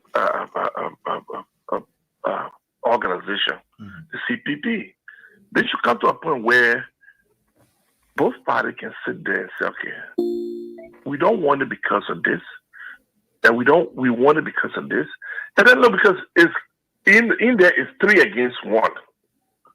So 3 against 1, 3 or 4 against 1. So if the 3 within the collaborating organization, that is CPP, saying that they don't want it, I mean, they should have some point. ANC cannot force them to have it. That's the main point of being a collaborating party. If the other people deem it not necessary, the 3 parties deem it not necessary, then find another alternative and say, okay, we can do this. Bring something that they can agree to. But you can't force your way upon them. For me, I want them to really implement that VPS.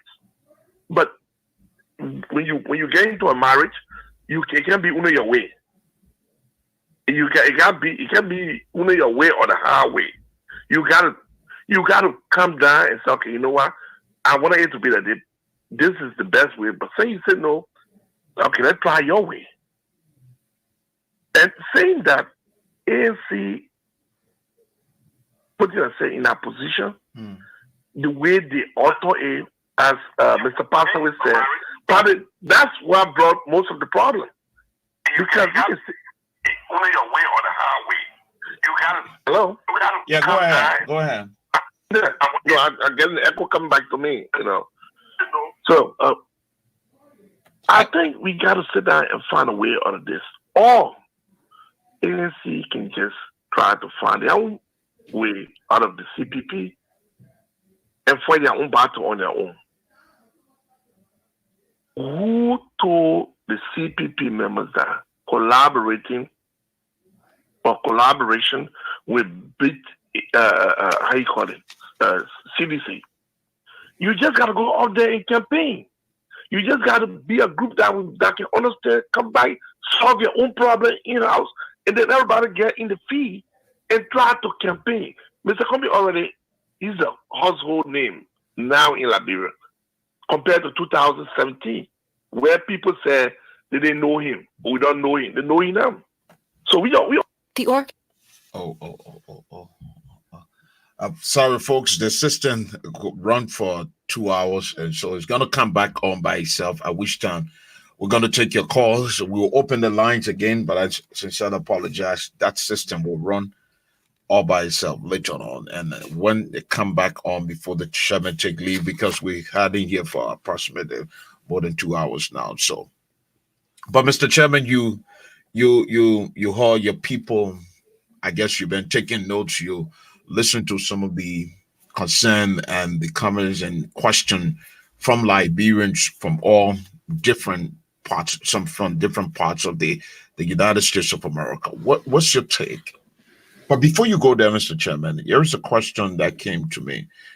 If Mr. Cummings can go to Maryland, Lofart, and contribute to the health sector, in Nimba to the educational sector, is this in any form, Mr. Cummings, is this in any form creating some fear in the midst of his colleagues who have not done, like the caller said, the person said, who have not done anything to contribute immensely to these different sectors? What is the problem? Is it creating some fear or creating some problem with some of the other political parties? That Mr. Cummings seems to be going around the country and contributing immensely to the development of the country as the political leader of ANC. Is it creating some problem? That's why we're hearing some of the fight we're hearing, because he had not been vocal on some of these issues. So what is unfolding? Thank you, Jeroy. Let me start with the issue of whether or not by Mr. Cummings going to the different counties and providing support, whether that is creating some angst amongst his peers. I don't know that, and I would be surprised that anybody would consider helping any institution or individual within a particular geopolitical environment as a bad thing. I don't think Mr. Cummings, I don't know if he has ever made any mention of doing something because somebody else hasn't done it. That has never been his driver. He sees a need. Of course, we are a political party. There's no need to explain that. And he's in the political space. And Liberia is for all of us. So yes, if he decides that, okay, people reach out to him every day, 10, 15 requests, almost more than that every day. And if he decides that, okay, I think I will go out here and help, and he goes there and helps. He helps organization, hospital, whatever. People who want to spin it will spin it. You can't stop them from spinning it. Does it mean that he could benefit from the recognition that he has helped the people? Absolutely. Is it something that he shouldn't do because it will offend some people? No, that's not something we would spend time on. What Mr. Cummings has said consistently, and I also think we all should keep in mind, you don't need to go and give the people rights to vote for you or to give them slippers or something to entice them to vote. You can help the people by giving them the capacity and giving them the opportunity to help themselves. So the things that are critical in our country, there are many things that are lacking. The government has failed in many areas. So anybody who has the means, I do it, you do it, and many of us do it. Every now and then we give a little help here and there, and we decide who we help. That's the bottom line. We're not going to say somebody asked me for help in Cape Mount, and I may want to run for. So anybody else who helped the person, then they do it against me too. No. That's not something that we would spend time on. Mr. Cummings once in an interview, when asked concerning the establishment of war and economic crimes court in Liberia, and that people giving account of the atrocity that were committed 14 years in our country. He once said, I'm waiting to see the position, the stand the president will take. Do you think Mr. Cummings support justice, the establishment of war and economic crimes court in Liberia? Do you think the ANC stand for justice? Do the ANC believe in giving justice to the 250,000 plus people that lost their lives and others continue to lose their lives, ritualistic killings, all kind of mysterious things happening in the country? Do you think the ANC believe in establishing the support of the establishment of war and economic crimes court?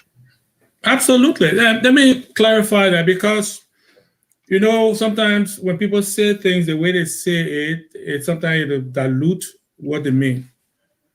And I said this the other day: no country that has been through the kind of traumatic event that we had in the last 14 years Civil War can recover and move forward without true and full accounting for what people, especially the perpetrator, did in our country. If you don't have that day of reckoning where people are held to account, you will never have true peace and reconciliation. Now, when we say that, you want to be clear. It is not just about punitive justice. There is punitive justice and restorative justice. And the people of Liberia should have a voice and decide which direction we go. But there must be accounting. When we say accounting, people must be held to account. Those who are principally, especially those who are principally responsible, they must be held to account. Some countries, they have the Palava Hut, but they have also a separate track for those who are principally involved. They make people come and amend for what they have done and seek forgiveness. There are different variations, but the Liberian people must have a say. And yes, we must have that day of reckoning. If you don't have that, there will never be true peace and reconciliation. So that is a need for that. And I think it's very clear that if we don't support it, it will be a mistake. We have to have that day of reckoning where people must be held to account for their past deeds. That is as simple as that. I know you talk about women participation and you talk about the issue of youth participation. What's the level of friendly relationship with that of the ANC and the media, the fourth estate, both in Liberia and outside of Liberia? Is that a cordial working relationship with that of ANC, the ANC political party, and the media in Liberia and outside of Liberia? ANC has been, pro media, has been pro transparency. We believe everybody has a right to express himself or herself. We don't stifle or dissent, and there will be many people who don't agree with us, disagree with us. We respect that.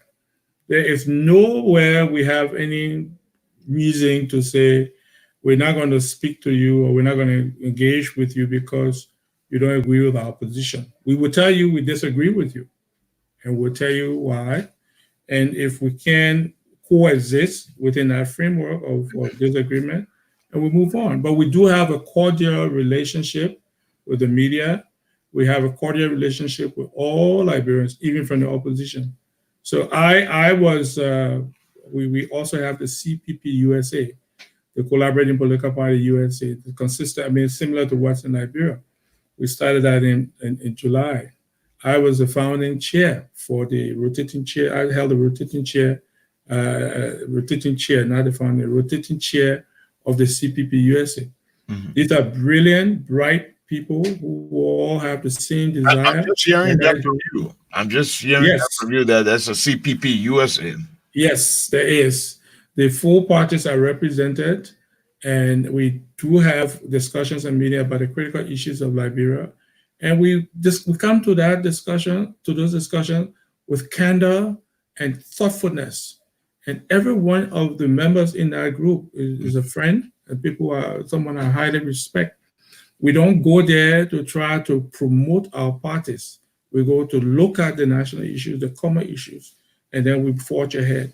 And yes, that organization was stood up after we had consultation with our leaders, and Councillor Kofi Woods was the emissary who came to make all of that, help us put that together. So again, we do have the CPP USA, and there's a group for... That's the breaking news, because I've not seen anything from you guys in the news. I've not seen anything, an article or maybe a press release. Yeah, Jeroy, what we try to do, Jeroy, is we are not, you see, as I said some time ago, when you're the messenger, you're carrying the message, and if the people start talking about you, then you have lost the impact or the effect of what you're trying to achieve. The message, we're not having any new message other than what comes from Monrovia, because we don't set policy priorities, we don't set the agenda here. We follow Monrovia, we take directives from our leaders. So what we do here is to enhance or support what the leadership is doing. And okay. Let me go to Monrovia quick and take this caller. Hello. Okay. Hello. Hello. Yeah, hello. My name is Yafa Bagbe, and I call from Liberia. Okay. Thank you so much for joining us. Let's hear from you. Okay. The first thing is that let me state here that I am a member of the ANC, and I'm involved in every level of the work of the ANC. And I have listened to followed the conversation from the inception, and I just thought to call, particularly to those people who got the view that it is easier to put 4 men into a room in order for them to make a decision as to who become the the standard bearer of the collaborating political party here in Liberia. The first thing, Liberia does not have a culture of people in politics working together and supporting one candidate for the good of the country. And today, what the CPP is trying to achieve is that wish that does not exist in Liberia. So, for that matter, the first challenge is creating a culture to allow people to do such a thing. So that's the first challenge. The next challenge is that in Liberia, everybody wants things to be done, but nobody willing to sacrifice for the good of that which they want to achieve. So because of this reason, and people also believe that when people come together, there should be no conflict. There will be conflict. The only issue is that when the conflict comes out, how will the folks or the leader go about it? So I want to say to those people who think that it is easier for 4 men to go into a room, that it is difficult. And because it is difficult, that is the reasoning behind the VPS and the primaries. That in the event that the 4 men and the 4 persons fail to. And sorry if I keep saying men, I refer to women as well. And the young people who happen to be the female there, but so if they fail to come up with a name, then we cannot walk away. We have other options that we resort to in order to be able to come up with this, because we know this is not a culture. And what I want to say here is because everything that we're talking about VPS in the discussion, I have been involved with it from the inception. And as a matter of fact, I'm one of the committee's members discussing the possibility of signing this agreement. Okay, so you can better give us a vivid picture of what is unfolding in Liberia, because we're hearing it, but we're not seeing it, but we can feel the impact of what's coming out of there. But can you take us through what is going on there? No, the first and foremost thing is that the issue of VPA has been decided. It's decided. Okay. And it was decided weeks before any of the conversation that we are having now. The only thing that was left with the VPS was in what position or the sequencing between the GPS, the primaries, and the consensus building. It was just sequencing. The decisions were made by the political, by the standard bearers or the political leaders. They all agreed that VPS would be part of the process, including Mr. Jeroy himself agreed to it. But the issue was, will VPS be carried on prior to consensus building, after consensus building, prior to primaries, or at what stage? It was at that point that the noise came about. So even the perception that we know that an ANC is pushing an idea, a foreign, did not exist because the decision were made, completely made. And the decision were made in the offices, in the conference room of the Liberty Party, days, weeks before the accusation. And the reason I'm saying this, okay, for the understanding that ANC had not introduced any idea as the one of the callers said, a 21st century idea. No. As a matter of fact, the VPS is also part of the process because the selection of the representative candidate and the senatorial candidate are subject to VPS. The confusion is only on the standard bearer. They all agree, but on the standard bearer, then somebody else has a problem. That's the only thing. So VPS is part of the CTP procedures for the mechanism. Is accepted. Is a conclusion, and then it has been, and it's not going to change from it. But in the senatorial race, the outcome of VPS is banning. In the presidential race, the outcome of VPS is not banning. And I'm not saying that ANC is the one who is proposed. I'm saying this is what CPP has agreed to. So the argument is just a conspiracy. So let's leave that. Let's make progress.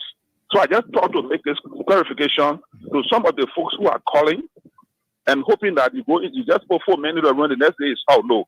We have been on this thing for more than 4 months. They have been back and forth, but at the end of the day, we have agreed. And this is what we have agreed on. VPS is a process. And now, and the understanding now is that consensus will be, the first procedure will be consensus. Or consensus still, then you go to VPS. And the outcome of the VPS will be used for information purpose for the primaries, which will be the convention. That is what we have now agreed. So if this process, if this should not work, would that be an alternative route where we see the collaborating political parties still holding together? So in case somebody say, well, I'm packing my bag and I can stay in this room.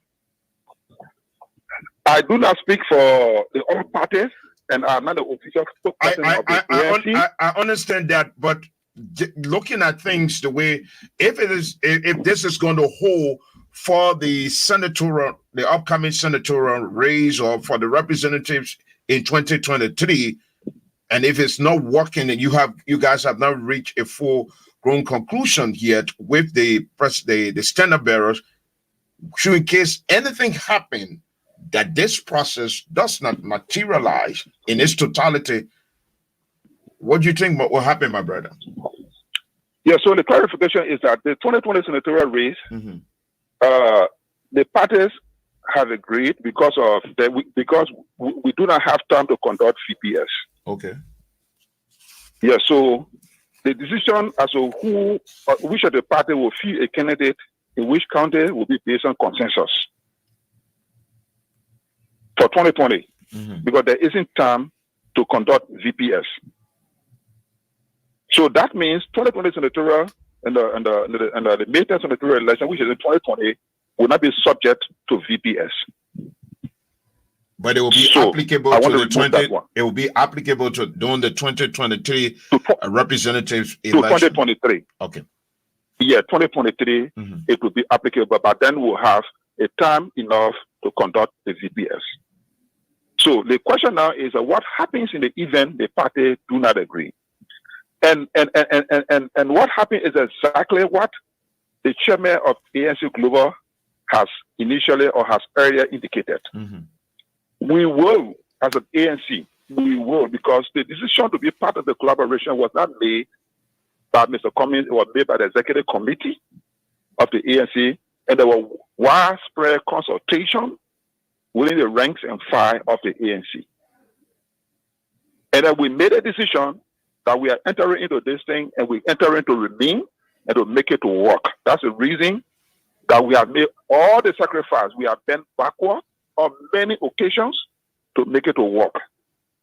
So in the event it doesn't work, I'm sure, as the chairman has said, it will not be based on ANC disagreement, because as long we are working within the context of the framework, ANC is committed, ANC will remain committed, and ANC shall continue to be committed until we make sure that we have a single candidate for the CPP, which may subsequently be the APP, which is what? And may subsequently be the APP upon the signing of the agreement. But I can assure you, I can assure you also joined the chairman that we are committed to this, that we'll have our disagreement, but ANC will not walk away. If anybody will walk away, it's not going to be ANC. And we'll make sure that we follow the rules to the detail. And we'll make sure that every session as agreed and the proof will be followed to the letter, because we cannot keep doing the same thing and expect different results. If we don't want to follow the laws, we're not going to make progress as a nation. And that is the position of the ANC. Okay. Yeah, nobody could say any better than the learner counselor. Thank you, Councillor. Give me the opportunity to speak to the call. Let me do a show. Okay. You say that again, Mr. Chairman? I said nobody could have said it clearer than the learner counselor, Councillor Bepping. Yafa, nobody couldn't even say it as clear as he said it. I think that's exactly what we represent. It seems that we're seeing a bigger picture here, a clearer picture as compared to the day of the press conference. You said it earlier on, and the councillor came on to buttress your efforts. So this thing, I'm speechless right now. And I'm trying to get to see. Let's see if we can take two more callers. So we got to let the chairman go. He said it all. And so let's take Roberts. Robert? Hello? Yes. Good afternoon. How are you? I'm okay. Thank you for having me, Mr. Cummings. And it's good to see Chairman Passawe again explaining with his calm and collective demeanor. This is the way you have to speak to people. We cannot continue to talk all in a loud voice and no one understands what you're saying. But I want to again commend him. What I took away from his initial conversation is this: a strong legislature will challenge the executive. And this is where we should focus. We, the people, and the people of Liberia should be focused on looking for the most positive and vibrant people that we know have those characteristics of leadership, not just at the very top. Yes, the top matters just as much based on what we have seen, but we need a lot more of that. I also wanted to give a piece of advice. The advice is that each of the standard bearers should admonish their supporters on the inflammatory statements. As in any company, when you represent that company, anytime you go out, what you say, they will say that company. So either you do two things. When you speak, you use a disclaimer. I'm not speaking as an ANC, executive, blah, blah, blah. I'm speaking my own capacity, because this is what is driving all of this negative energy. The gentleman just clarified that there's a CPP in the USA, and they've already agreed to this VPS. So why are we arguing as though it's a brand new issue? They've already ironed it out. Yes, I'm sure they argued when it was introduced, and that's how it should be. We have to understand that we have to disagree to agree. If I don't understand something, doesn't make it incorrect. I just need clarification. And this is the problem that we have. So those are my few observations. You know, again, one of the other things is that this is how we should educate our people through this discourse. All of these parties, standard bearers should be interviewed, because we have come to see this is where we come. We didn't get to know what these other people were offering. Whether they were being popular or not, you still need to know how this person's temperament is, how they can convince the public, how they can, you know, come to the table, either business-wise, to talk to the international community. We have not had that discourse. So seeing it here, what Chairman Passawe has exhibited is a standard that should be followed. And each of these standard bearers should be interviewed, and the chairpersons, to give clarity to issues. I thank you for your time. Thank you again, Mr. Chairman and Mr. Host. Thank you, Mr. Brown. Thank you, Jeroy. Let me make one quick clarification. I think I heard her, Ms. Roberts mention something about ANC USA agreeing to the VPS. The correction, the CPP in Liberia, Yafa Councillor Biping is not in the US. He's the councillor. He was the executive with the ANC Liberia, and he's participating closely in all the deliberation within the CPP in Liberia. So the determination, the decision to use VPS was made in Liberia with the CPP. So I just want to make sure I made that clarification, okay, not within the USA. Yeah, and then we'll do this. That will take the 3 callers here. I want to say thank you so much, Mr. Chairman. Thank you for being patient today.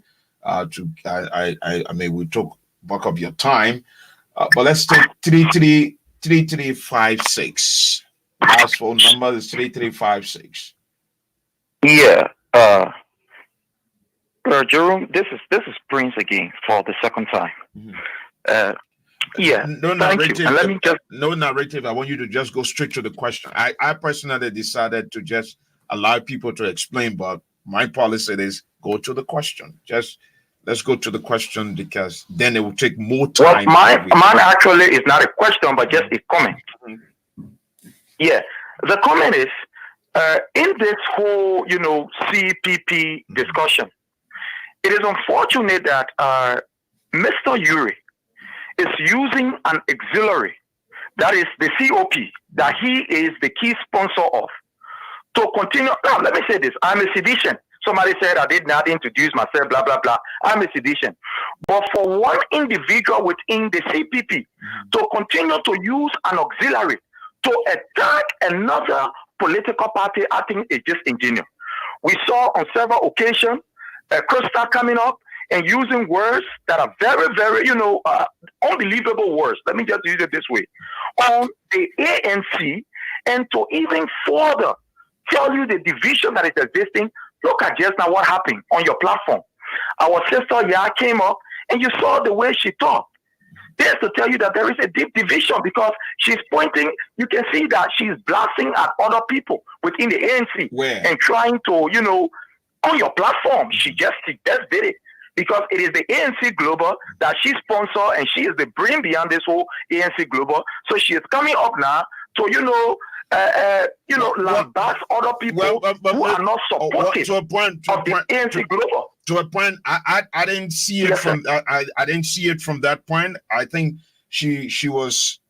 There was a lot of things that Cecilia Senate talk about the relationship, the support of Mr. Cummings in the Atlanta, Georgia.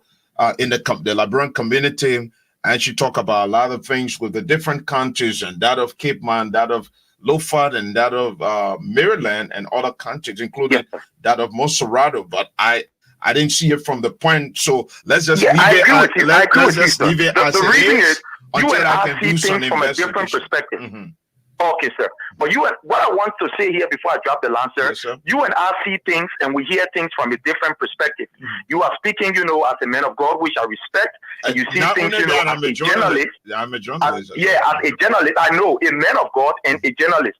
But when I'm looking at things, I'm looking at things, one, as a security personnel, a trained one. I'm looking at things as a teacher I am also looking from a different perspective. So I saw it. I will go back to this clip. I will save this so that at the appropriate time we can discuss it. But thank you so much for giving me the opportunity. Thank you. Remember, I still got an open invitation. I'm still waiting for you, Prince. Sure, yes, sir. I will get to you. Thank you. All right. Thank you so much. Jeroy, let me make a quick point here. I think it's important to clarify a few things quickly.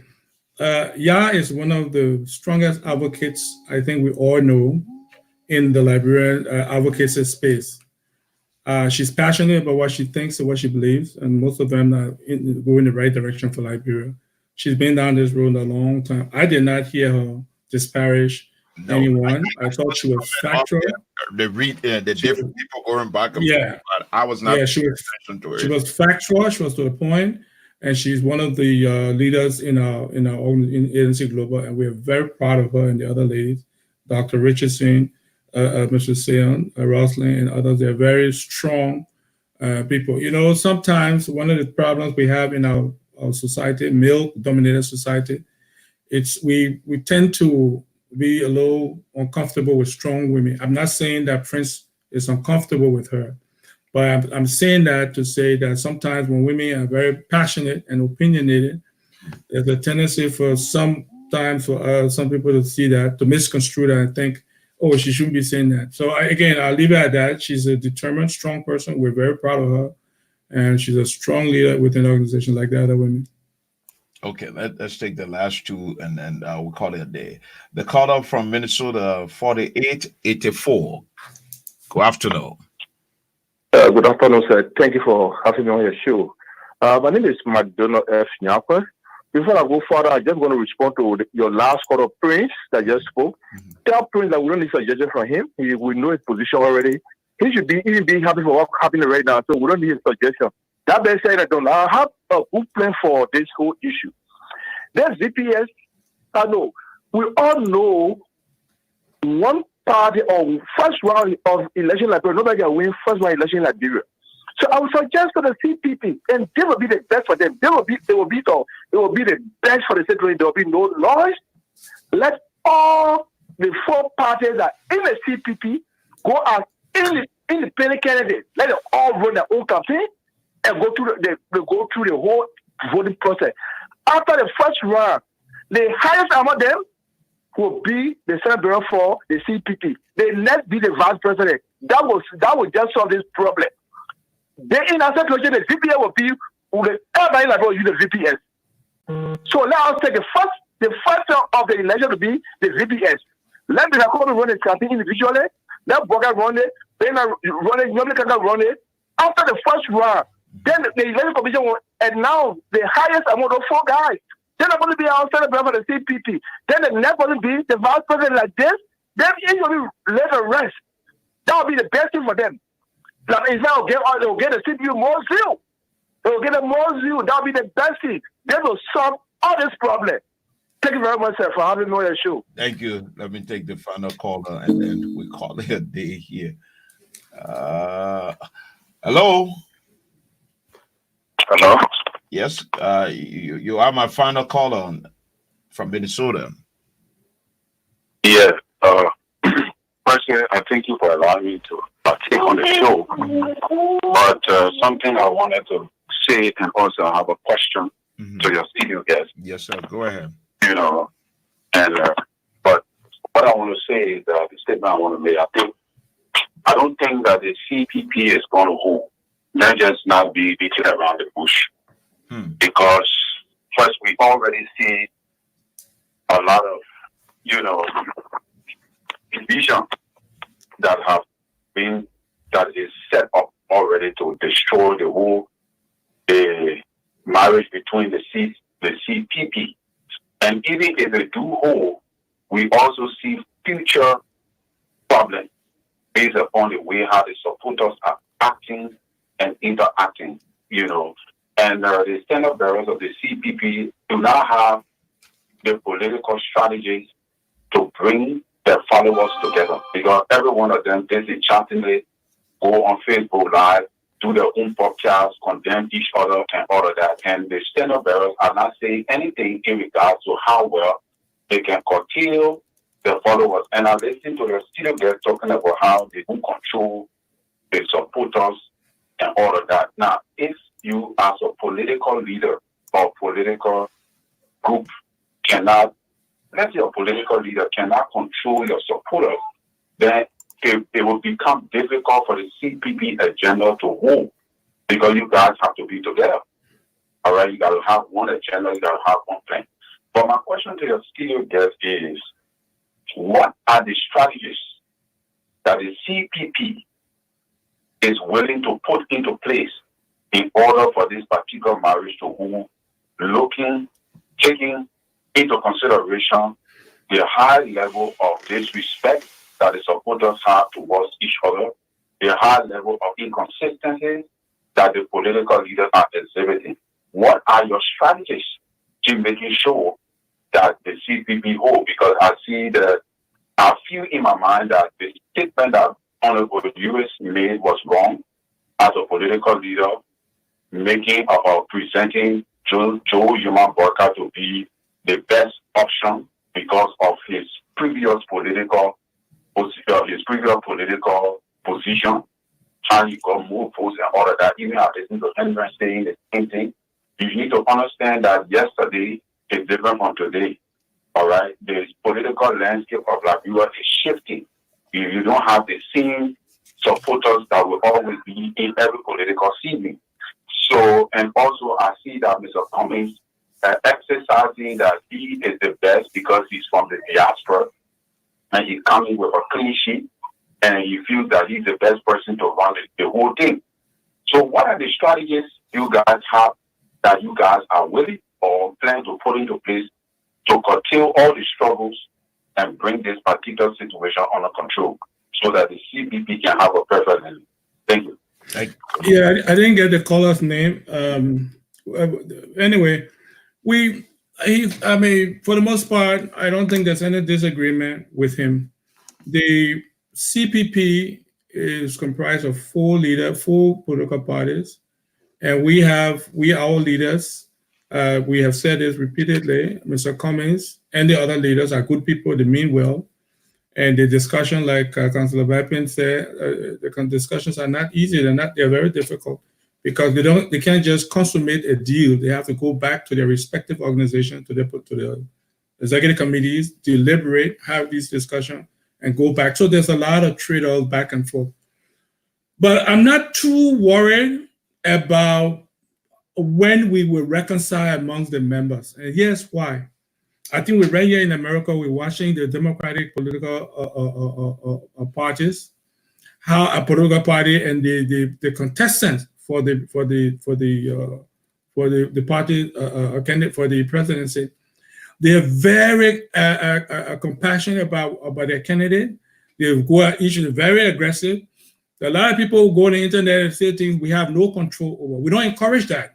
We continue to remind our leaders, our members, and other leaders to calm down and be respectful. And we try to set the tone at the leadership level. The reason I made that comment was just so everybody knows that even where you have the greatest technology and the most advanced society, there will be those people who will not listen because they're passionate, they are driven by the passion to support their leader and their organization. So we as leaders, we should continue to remind all of us, include ourselves, what we say in the public space and how we say it, because my wife always reminds me, it may be easier to say you will say something and you think it's right. You can be right, but you cannot be disrespectful, because when you do that, then you demean or diminish the respect people will have for you. So yes, you can disagree, but you should disagree respectfully. So, I think we have a lot of work. All of us have a lot of work. That's why we don't encourage the kind of squabbling, aggressive, internal fighting. We can't stop it. That's within human nature and the passion within the membership. But we're not stuck trying to remind all of us to tamper down. And I think in the end, the price is greater than all of us. We're trying to get a better and successful country for our children and our grandchildren and the future generation to come. Mr. Chairman, finally, before we take leave for you, are you thinking about running for your county? Are you thinking about? No.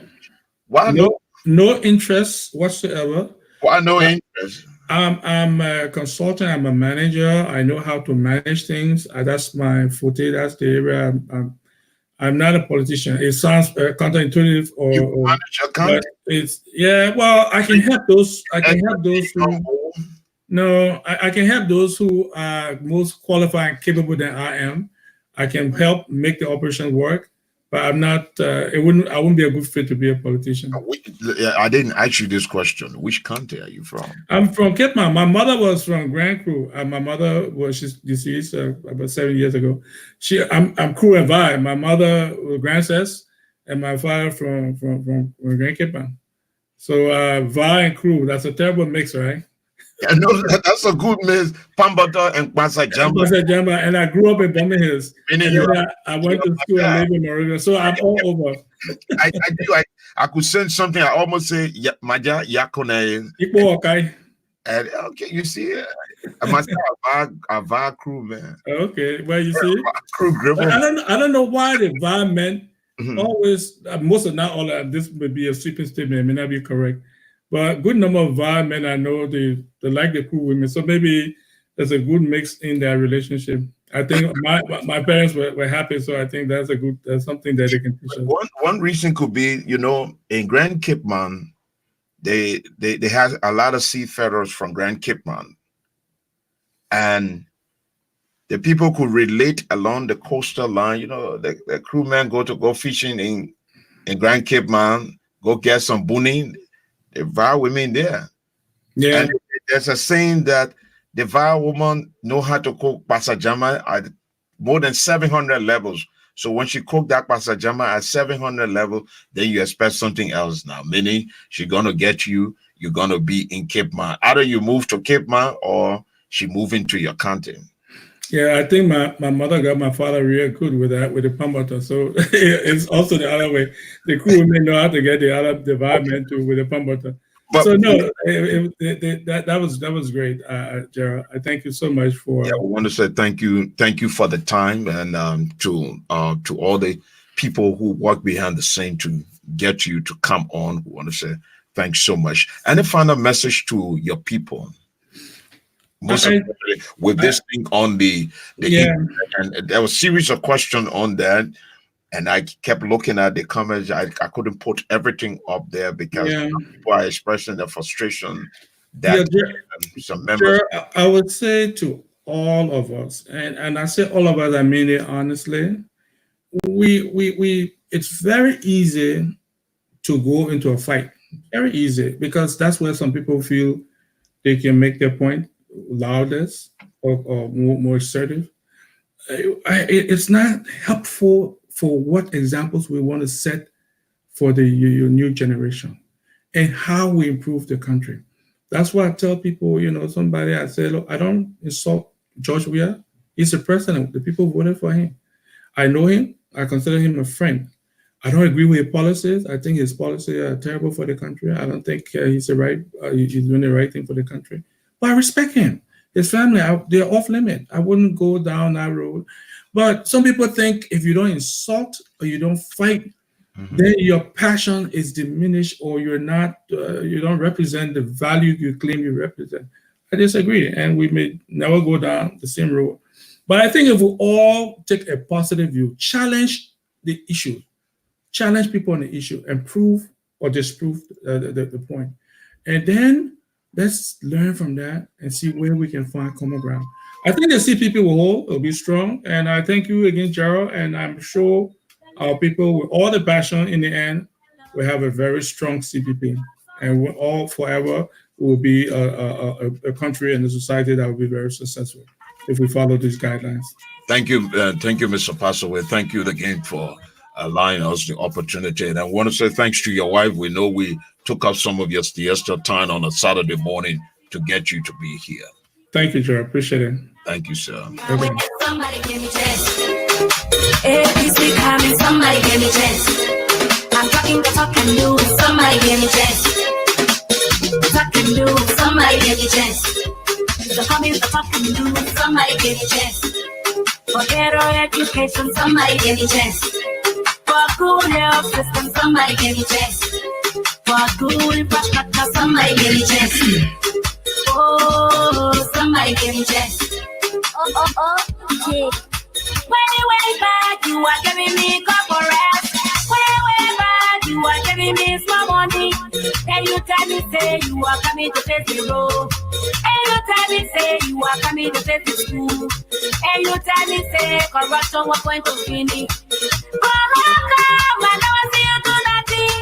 I say, how come everything too hard?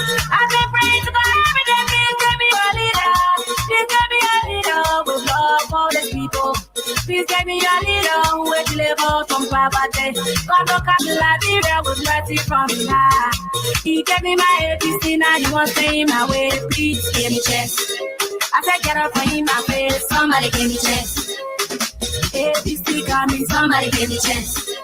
Alexander B coming, somebody give me chance.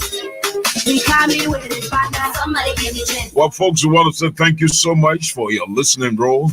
And to those who share the broadcast on Facebook, Twitter, Periscope, I want to say thank you so much, and many thanks to the guys at ANC Global for the opportunity to allow their chairman to be here. Talking, do. Somebody give me chance. Talking, do. Somebody give me chance. And listen, if we couldn't pick up your call, I'm so sorry, but there were many people here, and so Liberians. Somebody give me chance. I want to say thanks so much to some of our friends on the different site. Thank you so much from us here at Ramah Christian Radio and TV. My name is Jeroy Cummings, the agent of positive change. God's willing, sometime, hopefully, maybe next week or week after next, the political leader of the ANC will be here. Enemies are progress, now you won't stay my way. Please give me chance. I'm talking but I can do. Please give me chance. Alexander Cummings, stab him. Alexander Cummings, stab him. Keep on the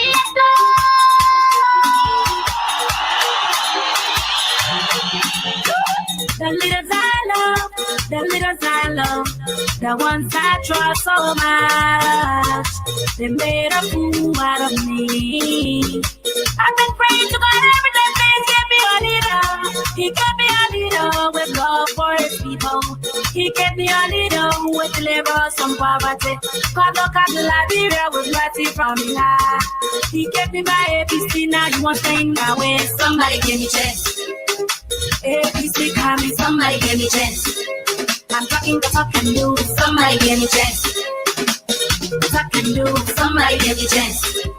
The coming the talk and do, somebody give me chance. For better education, somebody give me chance. You're tuned right, you're tuned to the fountain of beautiful Christian Broadcasting Network. We broadcast programs of news, views, interviews, documentary, and non-stop Christian program here on Ramah Christian Radio and Ramah Christian TV. Again, we want to say thank you so much for your listening and viewing role. The invitation is yours to join us again on another beautiful Saturday morning for the People's Program, The Positive Show. Thank you and have a wonderful time.